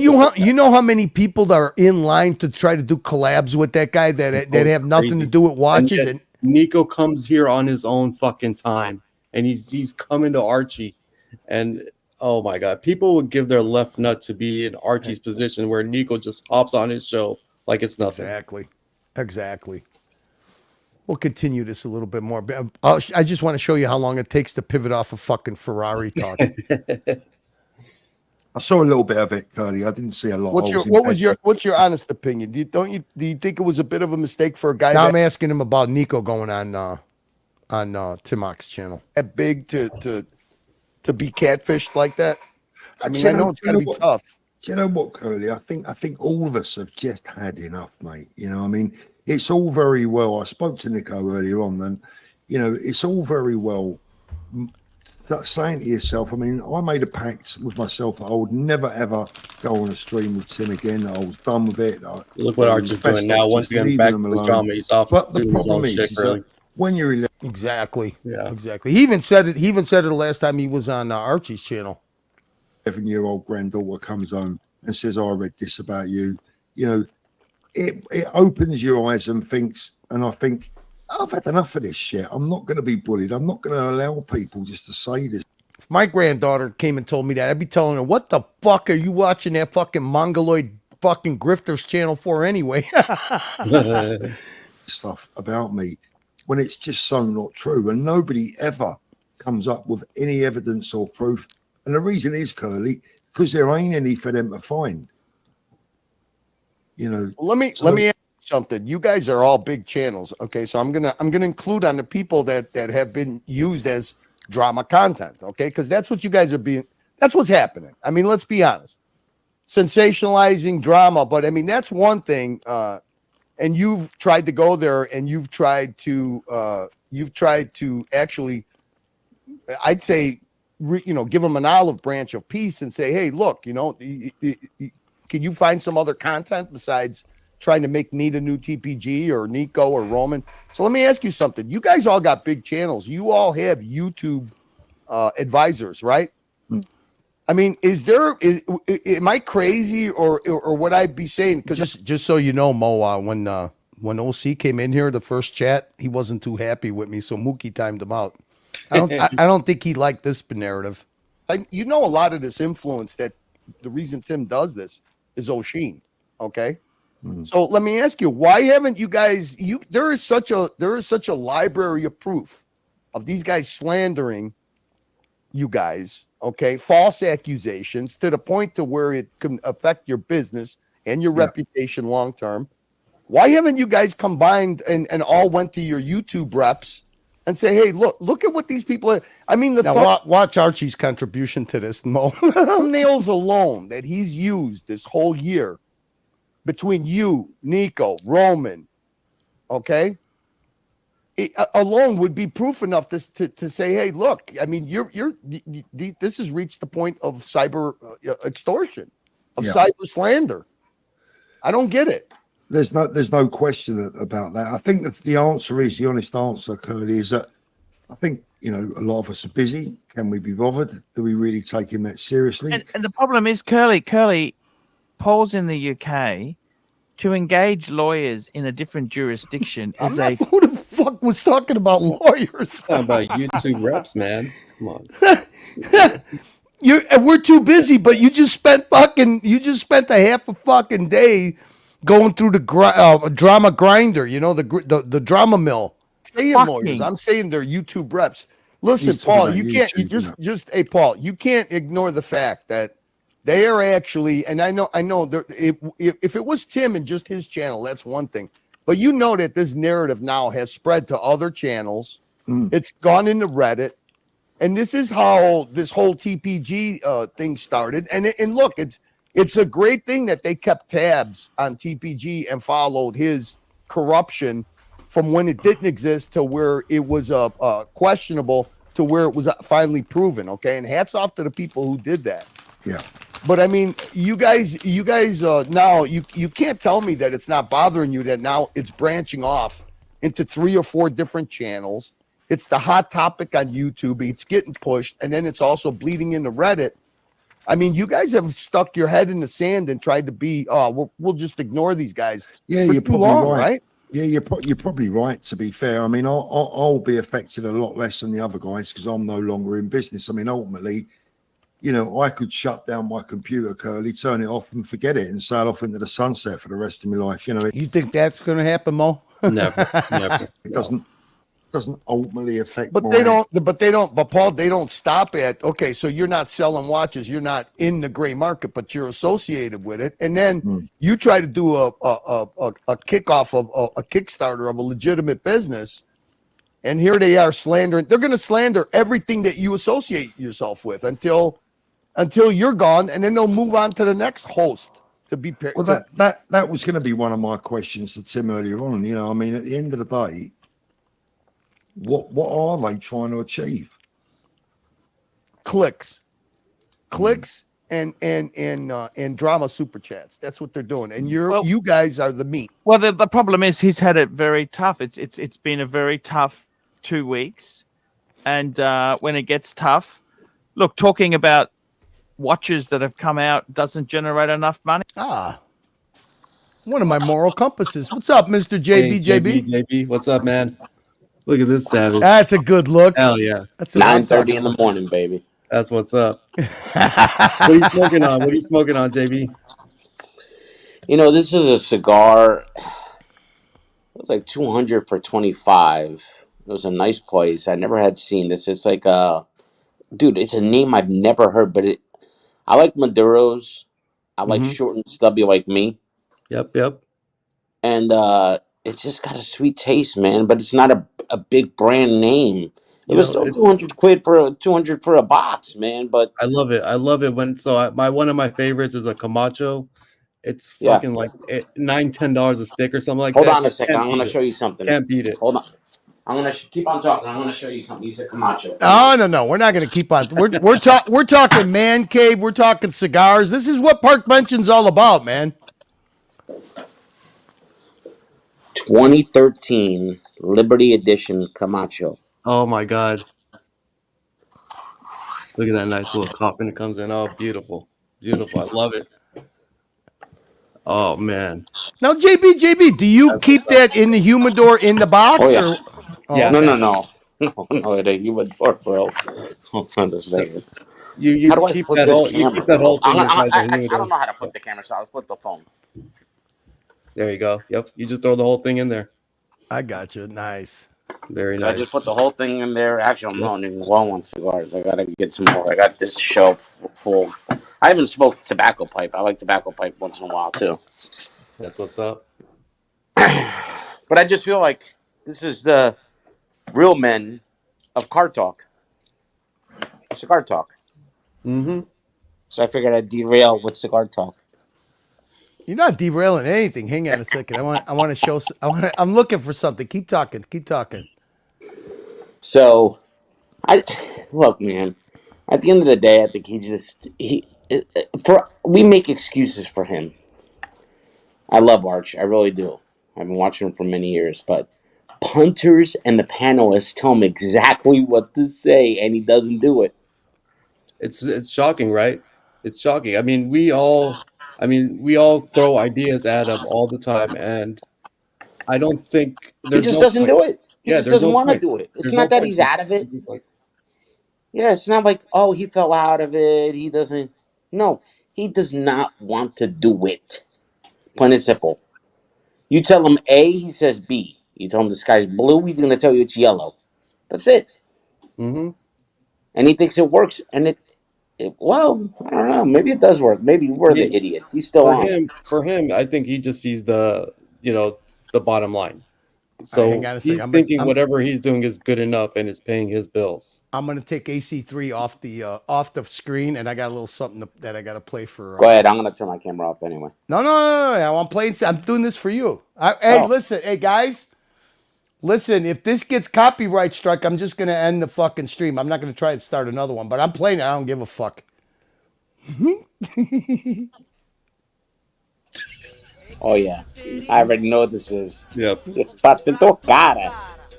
Don't do it.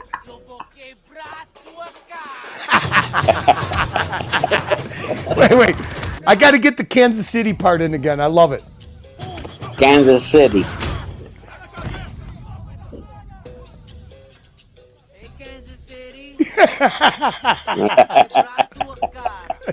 Don't do it.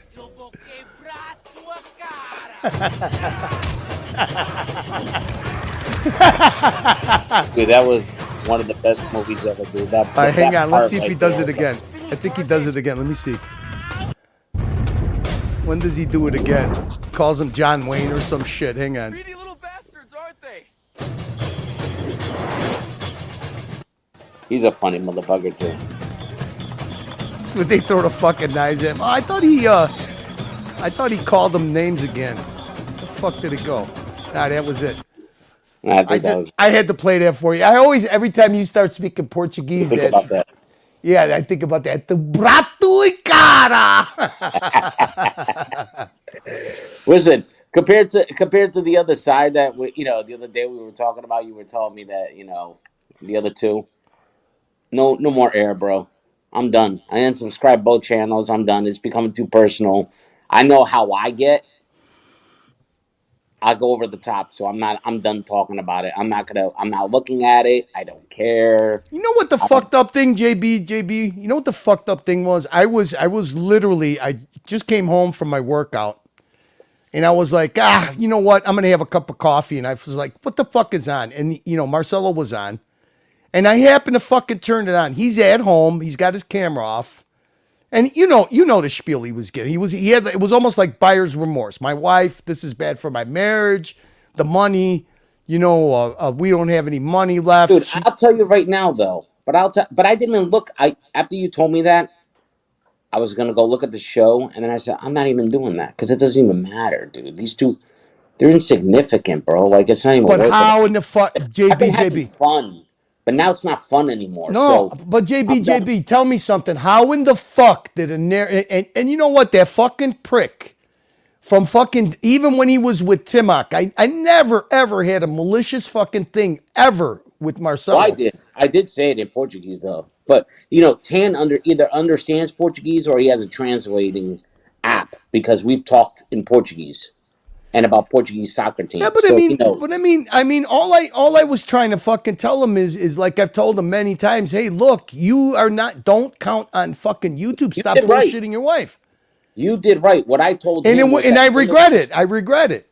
No, you did right. To get turned around and say that me and you are trying to fucking poison that guy's mind and fucking. But listen to this. You're right. You did right. I'm the one. In Portuguese, because it's a comfortable language with him that we have in common, so we use it. That I said that both of those guys are gonna fuck him in the ass at the end. I didn't know what you. But well, hey, whatever. He said, "You're right, buddy. I know." That's what he said. I thought that it was. When I talked to Tan, I thought it was going to be a great idea to bring him over because then he would start live streaming, making himself a little money. To get that turned into that I'm brainwashing you to turn him against fucking people and his narrative was sick.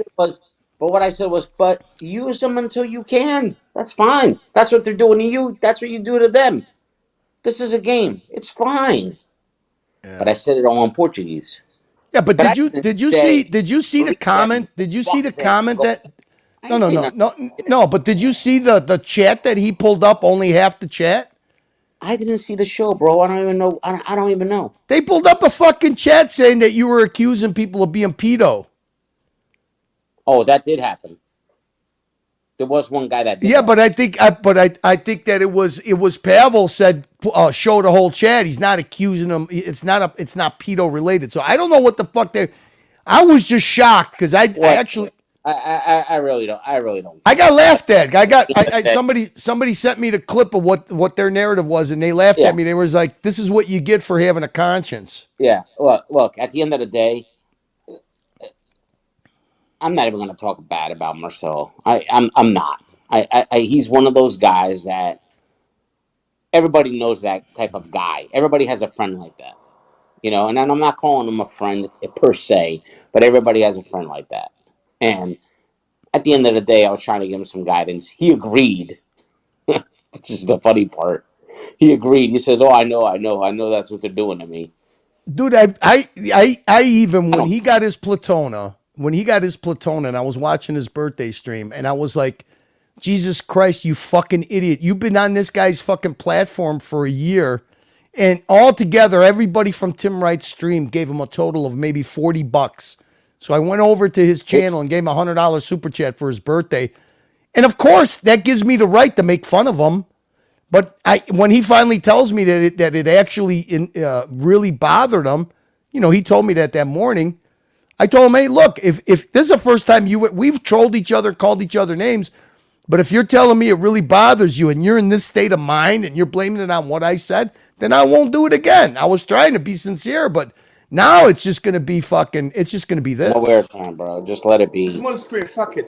Going to tell you. Look, last year, in my birthday, I was a fucking cunt. I was a piece of shit. You're right. Marcelo, you're a fucking wizard. Marcelo, you're a strawman. Fuck you, Marcelo, you're a fucking piece of cunt. You my biggest enemy. You hate me. You came to my channel and you super chat $100 on my birthday. It's like, you know what? Can you hear me? Marcelo, you're a fucking cunt. But happy Can you hear me? birthday. Come to my channel. Give me $100.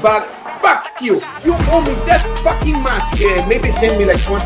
So thank you for the fucking $20. You could come to my birthday. Come to my channel. Yeah, there's a give clip me playing. $100. You're a fucking piece of shit. Have a fucking happy fucking birthday. Like, I'm not going to do shit. I'm a fucking cloud cunt, you know. The best part about that, because I knew this is the best part. Come to my channel, give me $100. Fuck you. You owe me that fucking much. You could say that, and you didn't even do that. Fucking poop, the fucking garbage. You could do at least this. I was holding, but you know what? Today is done. Fuck you. I did it in your channel. Why? Because I'm a fucking stupid retard. Because I knew this is the best part. That you guys are fucking so retarded and so fucking stupid. But you know, nobody of your side even came to say happy birthday. So go fuck yourself. Ready? You there? That's it? My fucking enemy sent me 3 times more money than you fucking did in my birthday. You came to my channel to go fuck yourself. I knew it's going to come the day I'm going to flip on the fucking ass. I just was waiting. I was holding myself. Come to my channel, give me $100. 2 years. 2 years. That's you owe me that fucking money. Because you fucking win the money. You little piece of shit. Fucking birthday. 2 years. 2 years. I just was waiting.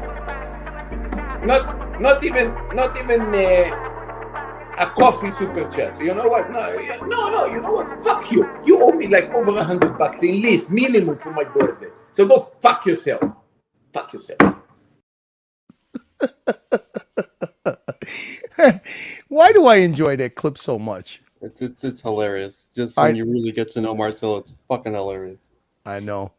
So here is the because I know you're strapped for time. So once Paul Thorpe left, actually it was nice. I actually kept Archie engaged and had a nice conversation and went to motorcycles. Okay. Now I'm just trying to tell him while Mikey's trying to give Motard talk. We're not seeing anything, Curly. We can't see it on the screen. Oh shit.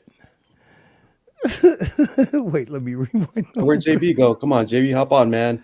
I think he got confused when I started the clip. I think he had lost sound. I love hearing JB, man. He just always keeps it real, man. Let me drop the link for JB. I love him, dude. Such a cool dude.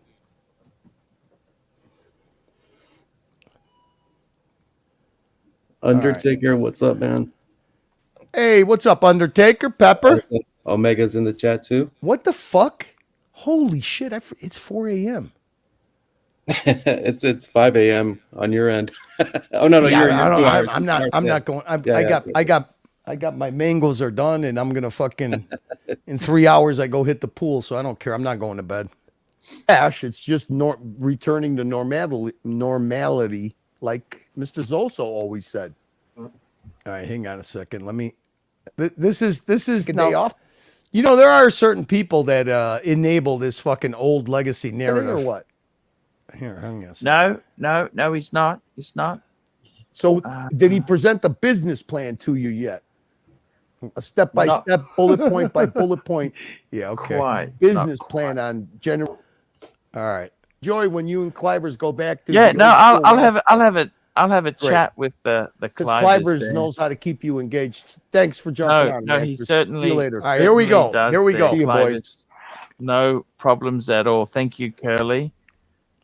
I got to tell you, Rancher, what's the go? What's happening? Tell me what's happening there, Rancher.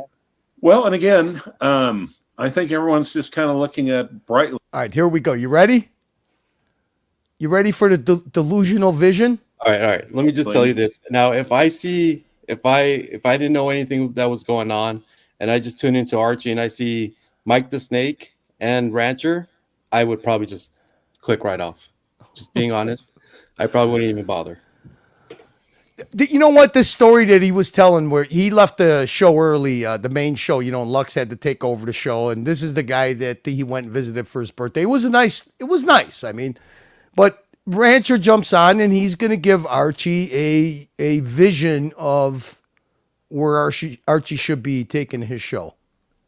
Thank you, sir. No. Listen, Wait. Archie, with respect. Who's that on the screen? All right, really? And I will. This Archie yesterday had to leave the show, the main show, and like 2 hours early. He stayed. He pulled the morning show thing, but what he did was he went to this guy's birthday. This guy is a person that Archie had sold a watch to, I don't know how many years ago, and the watch went back and forth between them, and he stayed in contact. So it's a friend of his. It was his birthday. And Archie went and celebrated his birthday, mid-afternoon with him. And it was a nice story behind it. The guy's 64 years old. He's a paraplegic.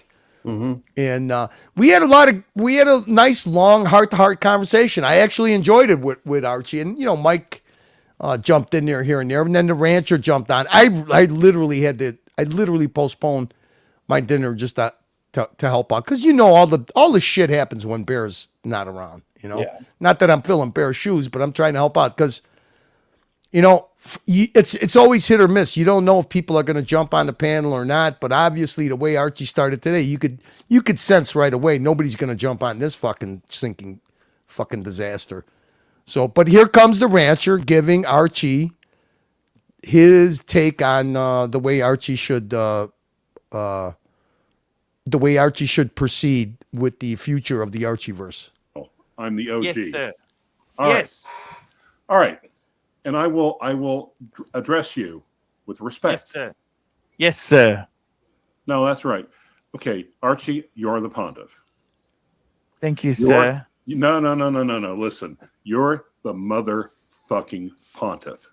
And if things are going back to where they were, do you know what that means? No, what does that mean? That means that classic Archie applies. Yeah. The original watch advice. Now, Yes. I could be snarky, make a joke about being a broken watch being right twice a day, but this is the time for you to step forward and put on the red shoes. Yes, sir. And resume your position as the pontiff, because Thank the you. watch community needs you more than ever. Prices have dropped, but there's still plenty of fuckery afoot. And one of the things that you have earned your stripes or you earned your robes was you were actually helping the ordinary punter going out and taking his hard-earned coin and and try to keep them from being fucked over by unscrupulous watch dealers and unscrupulous brands. Okay. This is the time for the pontiff. The watch community needs you. Thank you. Watch prices have dropped. Yes, sir. But you still need to combat the fuckery. You still need to help the punters. Thank you so much, Clive. It means a lot for you coming on. It's not a compliment. How was the Mercedes? Oh my God! Come on. All right. Okay.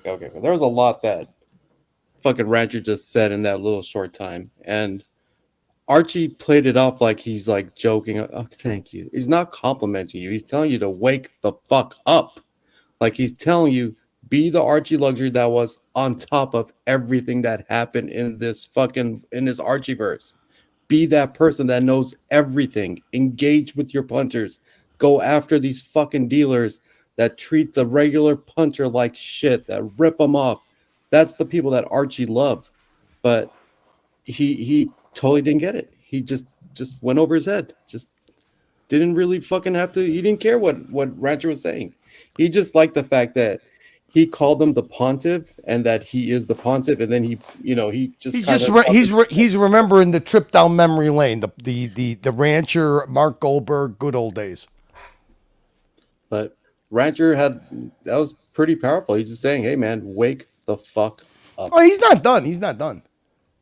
By the way, just quickly. It was nice. It's just nice, smooth. How did the interior? You got the Mercedes talk. Mercedes interior detail.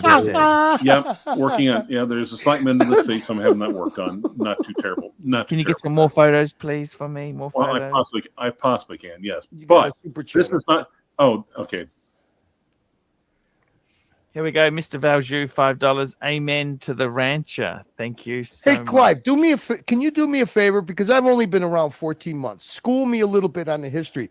Elaborate on this statement that you just made. Like, what do you mean? Elaborate on it for me, please. Like, okay, it's the time that used steel sports, fuckers. Here we go. Used steel sports.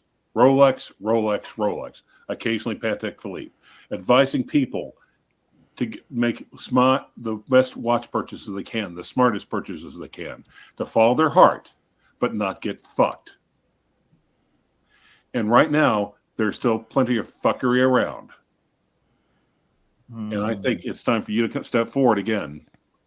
You know, I know you're not Benedict. You're not the old Pope that's getting ready to go crawl off in a side villa and die and expire. You're like the new Latin Pope.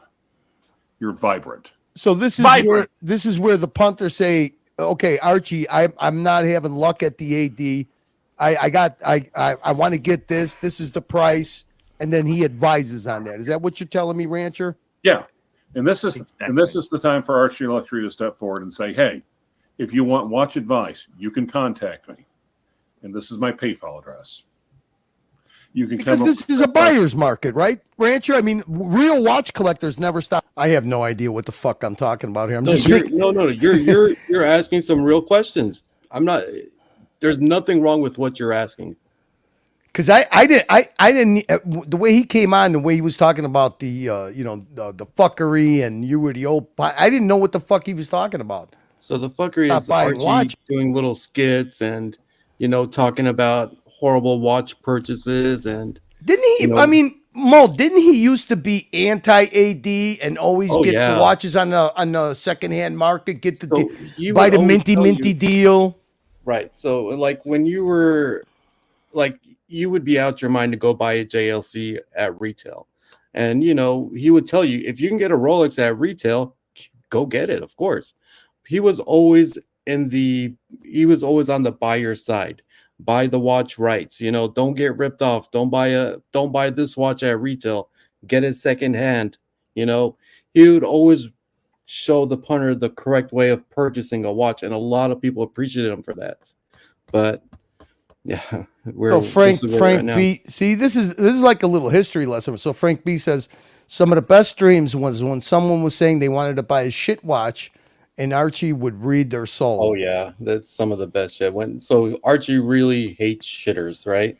Like he can't stand certain brands, and when somebody would try to make that brand appear a lot better than what it really was, he would definitely give him a soul read. You mean like what Bear was doing to him when he's trying to tell Bear that he's buying a Zenith? Yeah, pretty much. So hey guys, I don't know. I know that Mookie's sleeping. I don't know if Lux is going to show up, but I might as well just keep this thing going because in what is it? 20 something minutes, 19 minutes the morning show is going to start. So I'm just going to keep this fucking thing rolling. Maybe Lux will show up. I don't know how to link, so hopefully I don't get blamed for it, but I might as well just do the 19 minutes. What the fuck are you doing up so late, Toyota Mo? Because it's what? It's two. It's the weekend, baby. Yeah, I slept in pretty good and got nothing going on today. Hey, look, you know what? Nobody appreciates it more than me. To me, a bored Mo is a good Mo. I love this. No, I love hanging with you, man. It's always good time. Oh, Okay. Oh. All right. Most brutal soul reading is a toss up between. Okay. I know that we've seen the Blondie one a few times. Now the Big Meech one, I was told that it was deleted because Big Meech actually sent a big PayPal to Archie to delete it. It was So brutal. Okay, it was that brutal. one's nowhere to be found. It was let's put it like this: Big Meech came in with the right intentions of being very positive on that show. That Big Meech is not the Big Meech you see now, right? He was just a young collector and wanted to get Archie's opinion, and Archie just shredded him. So maybe the Big Meech we see now had a little something to do with the soul reading. He might have learned a lesson from the soul reading and I would toughened say them so, up a yeah. little. Yeah, I would. Hey, say so. Gangster Gary's in the house. I don't think I've been awake at the same time as Mo since I was in New York City. Well, hey, look, congratulations. Now you are, Gary. So anyways, I mean, I mean, do I have to expand on this? I just, I ended up bailing out, and I think I did not watch the rest of it. I think they did watch talk for the rest of the evening. I know that Mike was on the verge of doing one of those. I'm going to turn my camera off and leave because it started out with people with the 930. Did he get his 930? Did he get it? He Or put not the yet? he put the down payment on it, I guess. Oh, I good mean, for him. Good for him. I won't Okay. talk financial. I'm not talking financials. I see. Let's see. I don't know what happened. You got the Mercedes because you Back to Traded Mercedes. traded that in traded it a in. but guy that's watching out for you. Let's see. Basically, You're looking- 1655. Dress watch. Yes. I gotta admit, Mo, I would be doing the same thing that you just said. If I saw this, I would be like, is dinner ready yet? Gia was more. Oh, peacock. Just her out. Now, waiting on a. Unfortunately, when oh, you know what? Let me get the part where Paul Thorpe leaves because it was kind of funny. Unfortunately, when Paul Thorpe left, he ended up going on Tim and spending a couple hours over there with O'Sheen O'Malley on the panel and OC and everybody else. Which, hey, look. Here I was trying to talk Archie into buying a fucking Harley Road Glide as a motorcycle.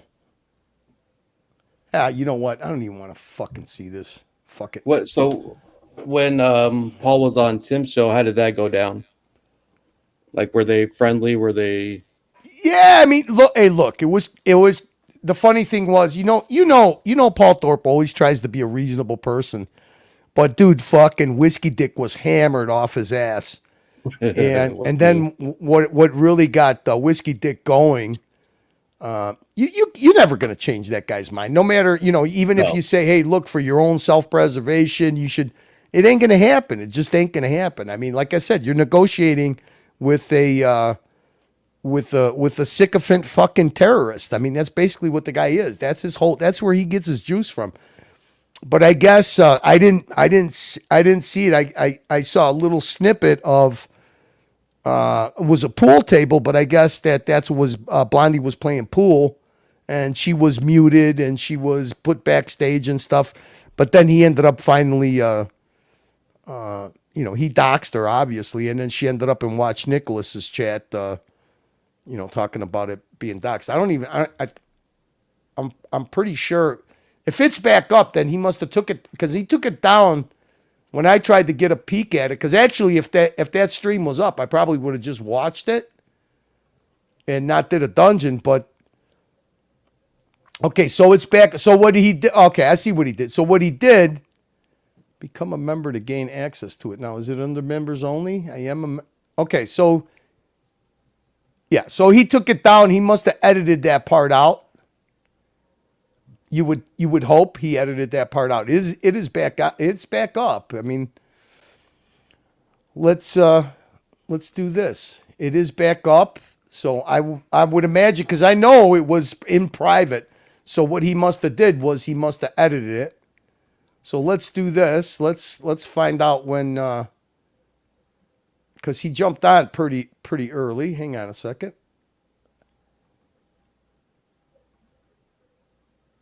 You know, and you see, this is the now the next guy they want to get. They got Nico, they got Thorpe. Now this is the next guy, right? It's going to be who's that? It's going to be Nico. That's Adrian from Luxury Bazaar. Oh, okay. There he is. So he's basically on at 237, and he stays on. Yeah, he stays on almost 3 hours. So, OG baby girl dropping some dimes on Timok. Good for her. Let me see. Where is he? So let's see. I'll be seeing this along with you for the first time. Let's see how he jumps on.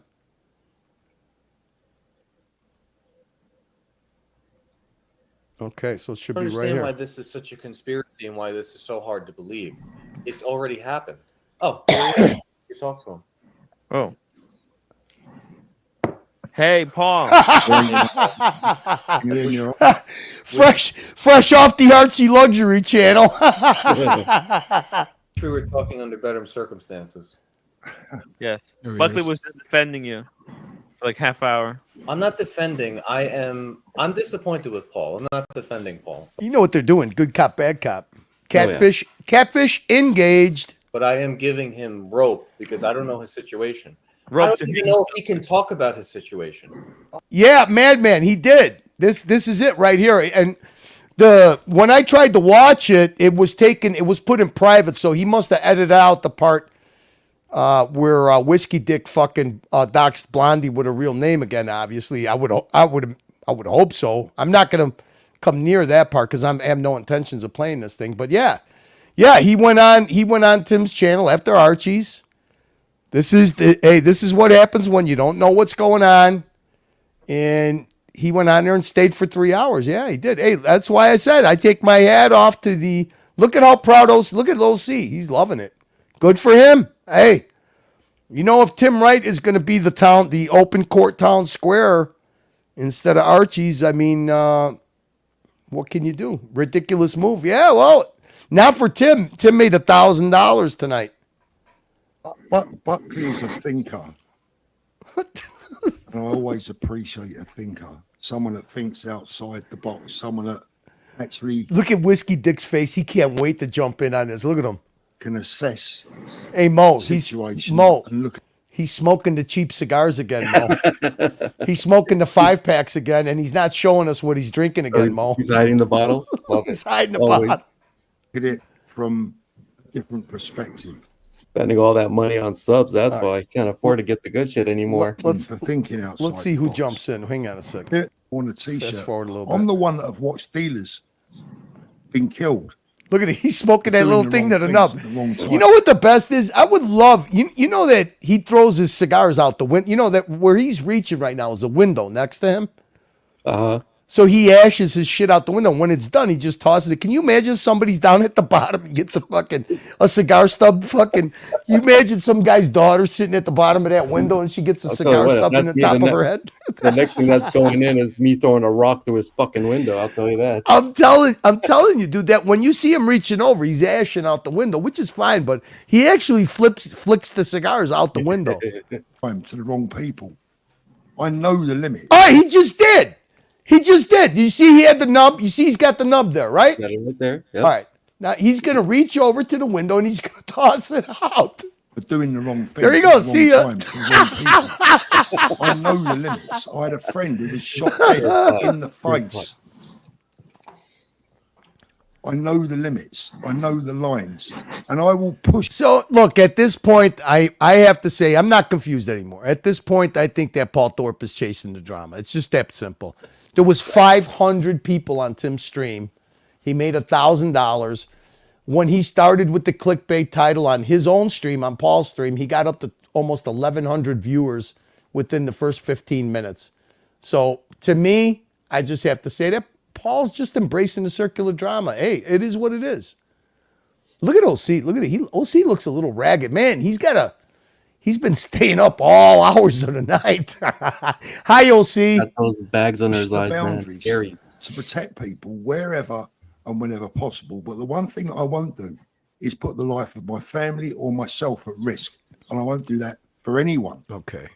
Let's keep going. Perhaps There we the go. dilemma you're in is right there. That you can report about certain things, but the biggest There are offender, limits. the biggest threat You got conflict you of interest can't and talk simple about, stuff as and well. therefore you're not in the position to be telling anyone. Let's keep going, Lil. It's the cleanse them. He lit. Hey, he reached into the 5-pack. He's got another one. Yep. Look at the little 2-foot Looks like fucking a little $14. Swedish smoking. Look at the 2-foot fucking $14 Christmas tree he's got. I don't want to make fun of it. Hey, look, you know what? It is what it is. Look at the intense look Buckley's got. Their money. Very engaged. That's the part that they have problems with. I think we can all read between the lines of what Paul is. Let's keep going. Paul, can I ask you a direct question? Of course you can, yeah. Do you think we're being unfair by asking you to break dealer code for the benefit of the end user? Curly, you gotta start making No, clips I of don't this guy again, man. You gotta start making fucking dungeons about fucking Ocean again, man. I mean, those are some of the best. Those are some of the best streams of all time, man. Mo, I can't. I right now I can't. With my daughter in, I can't. I know, the holidays. No, I'm talking about when you come back. When you come back, and you could do this full. You know, I'm not saying full time, but dude, but you know what? I'm afraid that I'm afraid. I got so many. You know, I think I got to have over. I probably have over 150 timestamps of all have to do with Tim, the O'Sheen. I mean, it's just. It's not that hard to do. It's just when you do the stream. I mean, it's devoting time to the stream. I mean, look at right now. I'm just killing time. I got to kill time till 6:30 in the morning. I mean, my mangles are done. I started off tonight when I came home after Archie. We had dinner, and then they went and watched a fucking movie in the other room, and I'm peeling a fucking case of mangoes because I dehydrated a bunch of mangoes tonight, and I'm bored to fucking death, and I wanted to do this, but there is so much to fucking cover. It's not even. I don't even know if it's gonna be. There's so much shit happening. I don't even know if it's gonna be. If it's gonna be current when I after my daughter leaves. But I mean, this gets funny. This gets. I watched a 3-minute clip that I got the timestamp. Hang on a sec. Fuck. Do I have it here? Okay, hang on a second. Why is it not showing? I just gotta say, like, one of the best times I've ever had on any live stream of all time was the blue light special that when Ocean was selling everything. That was some of the funniest shit. Dude, we already have one. Well, it's not a blue light special that he's selling stuff off. That's going to be after Christmas.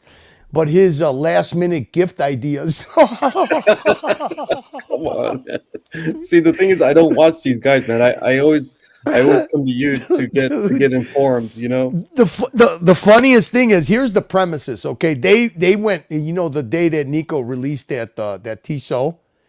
Yeah. No, I don't think anybody knows. That thing comes in a really nice, like $30 Tiffany blue Pelican box. It's actually a Pelican box that it comes in. You know, the packaging. Yeah. Okay. So the day after the day that got released, Whiskey Dick went on a fucking he went on Tim Ock's channel, just lit on a fucking complete rant. The next day he releases the 10 great last minute gift ideas, and 3 of them are these fucking Chinese piece of shit shitter watches. One of them is an MB&F knockoff thing. Another one is a wall. It's got a Swiss movement, but the rest is from China, and it's just hilarious. The hypocrisy is what I find hilarious. But you know, it's a video, but it's fucking funny, dude. Then he's got watch. You got to see it. He's got watch. The only thing that was a decent gift idea were those handmade pens that I guess that Carolyn Martin makes. Was a decent idea. Everything else was just junk. And you know it's going to be blue light special. That's going to be part of his blue light special. It's going to be those shitter watches, the fucking watch, the cheap shit watch. He goes to open one of the watch rolls and the fucking button flies off. They're called Mirage watch rolls. He goes to unsnap it, and you just see the look on his face. He raises his eyebrow because he unclips it, and the thing goes ping. This is what I'm talking about. This guy's Ocean is fucking entertaining, man. He's entertaining, and the way that you put your spin on it, dude, it's fucking. Well, because look. If you're fooled by the persona that he What he personifies. If you're fooled by that, and you're thinking that this is a romantic, high end fucking content, that's one kind of a fan. Me, I'm a fan because it's so fucking hypocritical and he's so full of shit. I know that the shit is hilarious. I mean, we got to do. He took that thing. He took that blue light special deal down. Oh, we still have that in the dungeon, man. That's Oh yeah. That's gold, man. You know what else? You know what? The other one that was funny was actually part of it is on that Marcelo birthday clip that Mookie made. The other thing that was funny was when these guys were in Philadelphia and they went out on a night on a town and OC was the Ghislaine Maxwell for getting all the young girls and sitting at the table and talking to them. Yeah. When him and that I don't remember what his name is, Big D, Triple D, Double D, or whatever, when they were at the fucking club dancing. Oh my god, that was fucking hilarious. Blondie killed me. The commentary from Blondie was hilarious, man. That night was fucking hilarious. But yeah, let's see. You're being unfair. I tell you, I think hang on a second. It's a breaking point for everyone. Vouching, quote unquote, for many scam artists, not wait. You're gonna see something that. Hang on a second. Let me see. Where does this? I can't pull up thousands of dollars on Red. Can't pull up my fucking email and get the timestamp. It was like 4 something. Hang on, 4:25. Yes. Hang on. Okay. Right in your backyard. Paul, right in your backyard. Hold on a second. Right in your backyard, Paul. Right in your backyard. Or medium or extremely large, which we've So seen in did, these cases. This is what Shane. we've seen. And this is the problem we have. Jesus fucking Christ. Am I on crazy pills or something? Like we're No, you're on 2 bottles of fucking cheap wine and fucking a 4-pack of shit cigars with. Hey, wait a minute. Where did the Christmas tree go? Did it fall over? I think it was on his TV. Why are we listening to this horse shit? This is bullshit. You literally keep pointing at all of these little intricacies of. Did I tell you about that guy that sits in the bat cave, his best buddy? That guy Dirk that he does the eye Oh bashes yeah, with? Dirk, yeah. Did I tell you the story about the Milgauss that he gifted him? I thought I heard something about it. He got and then he pretty much made the punters pay for it, right? Yeah. In a way. Dude, he did a private video, but then he showed the video the night that they gifted it to him. He shows this video and he's walking in bed. It looked like he's hungover as fuck. And he goes, the only thing that it would warm my heart, I have this mint condition Milgauss, discontinued Milgauss, and it's something that he deserves. He really deserves it. He's had such a tough. He's getting evicted. He's lost his job. He's this. He's that. And he goes, but I can't afford to do it. So what I'm gonna do is I'm gonna put this for sale on Instagram and take the proceeds and buy him something accordingly. But it's really this watch that he deserves. If I could find some way of doing this, and then he cuts it, and then he goes, okay, 2 days later, he's in his fucking thing. He goes, the generosity of my Barolo Club members who used to be part of my Patreon crew, they have all stepped up, and we're very close to the purchase price of this Milgauss, which will include the cost of the shipping. We're very close for me being able to gift this to Dirk. Then he cuts off again. We've reached our goal. What I'm going to have to do is I'm going to have to ship the Milgauss separate from the box. I can't ship both because obviously he doesn't want to pay the fucking import duties, right? Yep. But I want to thank everybody, and I will have a montage the day that this is presented. It presented to Dirk of all the donators that paid for it. And then, dude, they fucking show the people who, and the funny thing is that somebody in this comment was like, Hey, you got $1,200 more than the fucking market price for that Bilghouse. Congratulations. Another guy was like, hey, do you have the receipt for the import duties? So they give it. I mean, listen, this dude lost his job. He's getting now. He's a barista, getting evicted.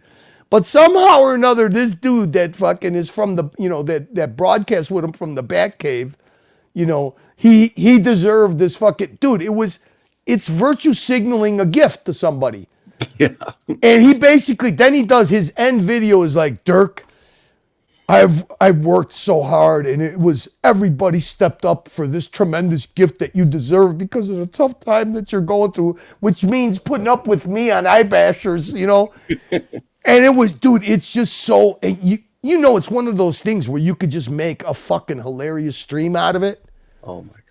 And it's like there, and I'm like, oh my God, I gotta fucking do this. Is one of the most, it's a world I don't understand, dude. I don't understand that.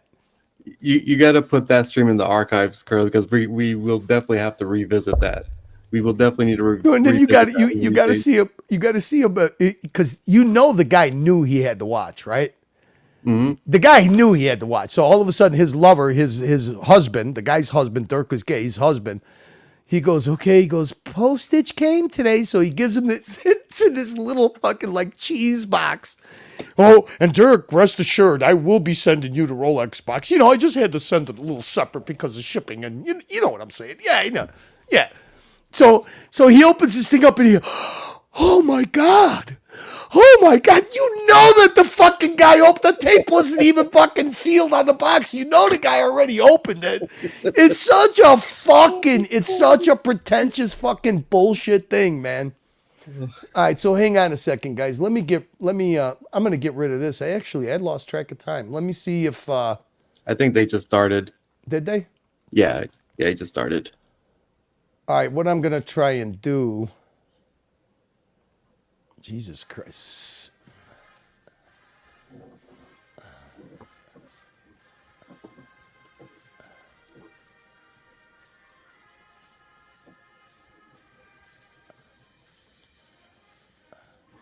Let me see if this works. I don't know if this is going to work.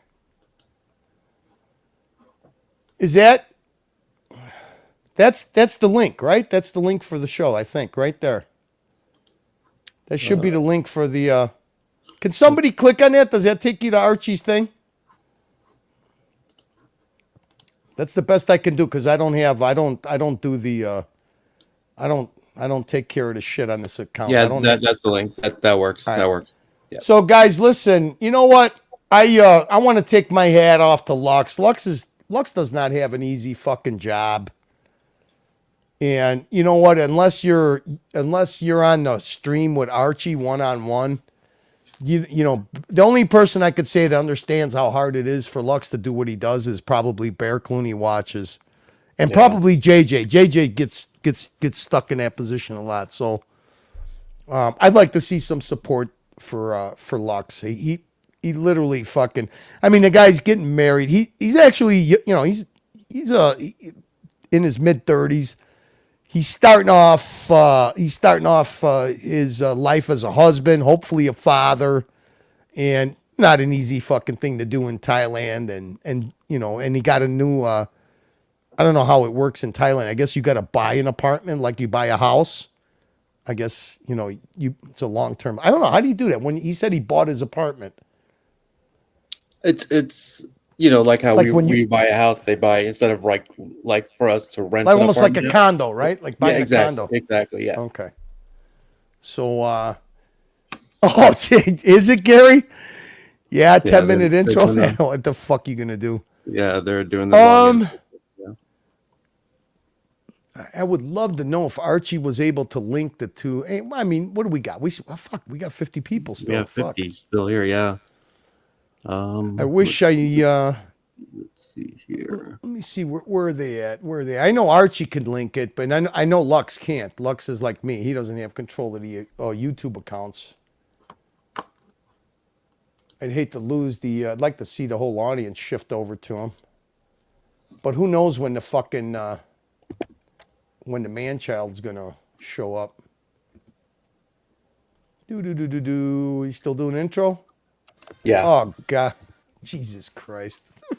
I don't know. Yeah, it's one of the I told Lux, you got to stop with those fucking intros.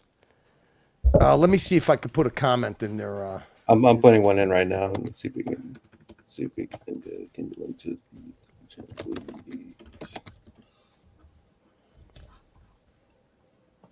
I really appreciate you jumping on, Mo. I actually would have pulled the plug a long time ago. It's all good, man. It's nice spending some fun. You make me laugh. I love sharing a laugh with you, Mo. We do got to do. You know what? We are due for an O'Sheen. I'm telling you, for Curly, an O'Sheen stream. Yeah. Yes. Omega. That is Archie's. You know what, Omega? Listen, I'm going to be honest with you. If this is the first time you're going to watch an Archie show, you might not want to. You might not want to start with the morning show, but you know what? You never know with the morning show. It might be really good. I'll jump on after I leave here. I got a little time to kill. Hopefully I'll see my cousin Angelic, my sweet Angelic over there. So Omega, yeah, that is the link for Archie Luxury and his co-host Lux. Go ahead and click it. I'm gonna see if they're able to link the dungeon. And yeah, I'm gonna go over there. Why not? I'm in the mood for busting Archie's balls a little bit. Why not? What the fuck? You know, he deserves it. I think. I believe he deserves a little ball busting. I think he deserves a lot of ball busting. So I see Luxy. There we go. Luxy's voice. It's hard to listen to in the morning. No, look at Gary. No, Curly, don't make us go there. Gary, come on, Gary. Thank you, Angelic. It was nice having you in the audience. We gotta do more park benching together. I thoroughly enjoyed. You know what? The park benching. It all depends on. I couldn't think of a better person to have a conversation with than Mo. Thanks, man. I love park benching with you, Curly. It's fucking awesome. It's really fun. We got to do. We. You know what? I'm actually gonna put that in my data banks. We owe each other a O'Sheen a O'Sheen fucking stream for sure. That was, you know what? We did that? Did we did that on Nicholas's? Yeah, I don't think I got access to that. That was on Nicholas's channel. We did that. Did we do that on Nick's channel? Yeah, I'm pretty sure we did. We did actually. Yeah, you're right. You're right. It was me and you most of the commentary, but I think Blondie was on with us too. She was, if I'm not mistaken. Yeah, that was fun. I'll have to see. I'll have to inquire about it. But I don't want to play rewind. I'm sure we're gonna have. We'll create some new content. We'll create some new. Dude, I'm telling you, I did check out one of the timestamps was like, because they said docs a female, another female being doxxed by O'Sheen, and they give me the timestamp, and I looked it up, and it was pretty funny because it's not a literal doxing like a real name and a real address, but the funny thing is he's drunk and he goes. Yeah, look, guys. I'll show you why people are jealous of me. Mostly men on these streams, you know. Now I know that this is a very, very serious woman. You know, very professional, very successful, very beautiful. She never ever was willing to have pictures of her shown. But I'll just do it just to show you the caliber of women when I used to live in New York that I used to roll with boys. Then he doxes her in a bikini with her whole face. And he's sitting there and he's got this, he's like leaning up against the building, like the building's holding him up. And he goes, yeah, the good thing is she probably doesn't watch my show because it's been a few years. But yeah, that was her on the beaches of Long Island. She lives in Long Island. He's like, oh wait a minute. Oh, well, I guess, no, put two and two together. I mean, I've fallen out of contact, so it doesn't really matter. It's not really doxing her, even though she didn't want her image. I mean, he's basically admitted the woman didn't want a picture taken with him. But then he goes into this long, elaborate story, dude, and it was just, it's the one excuse, like like why he like why he had to leave that Italian woman when she locked him in his house and then bit his arm, and there was literally a piece of me laying on the floor. Where's the scar? So he had a delusional manic moment. So, all right, I'm gonna end this puppy, and like I said, I want to thank everybody that super chatted, starting with Original OC. Hey, yeah, last day of Hanukkah, so happy Hanukkah to all the people that celebrate Hanukkah. And you know what? Hey, OC, happy Hanukkah and happy holidays to you and your family. Thank you for the super chat. Madman, of course, sponsor of tonight's show. Madman, my paisan. McLovin, we got the ultimate Toyota Mo clip now for you, buddy. I can't wait to see you on the next one and play it just for you. I think McLovin might have got a little upset. He left.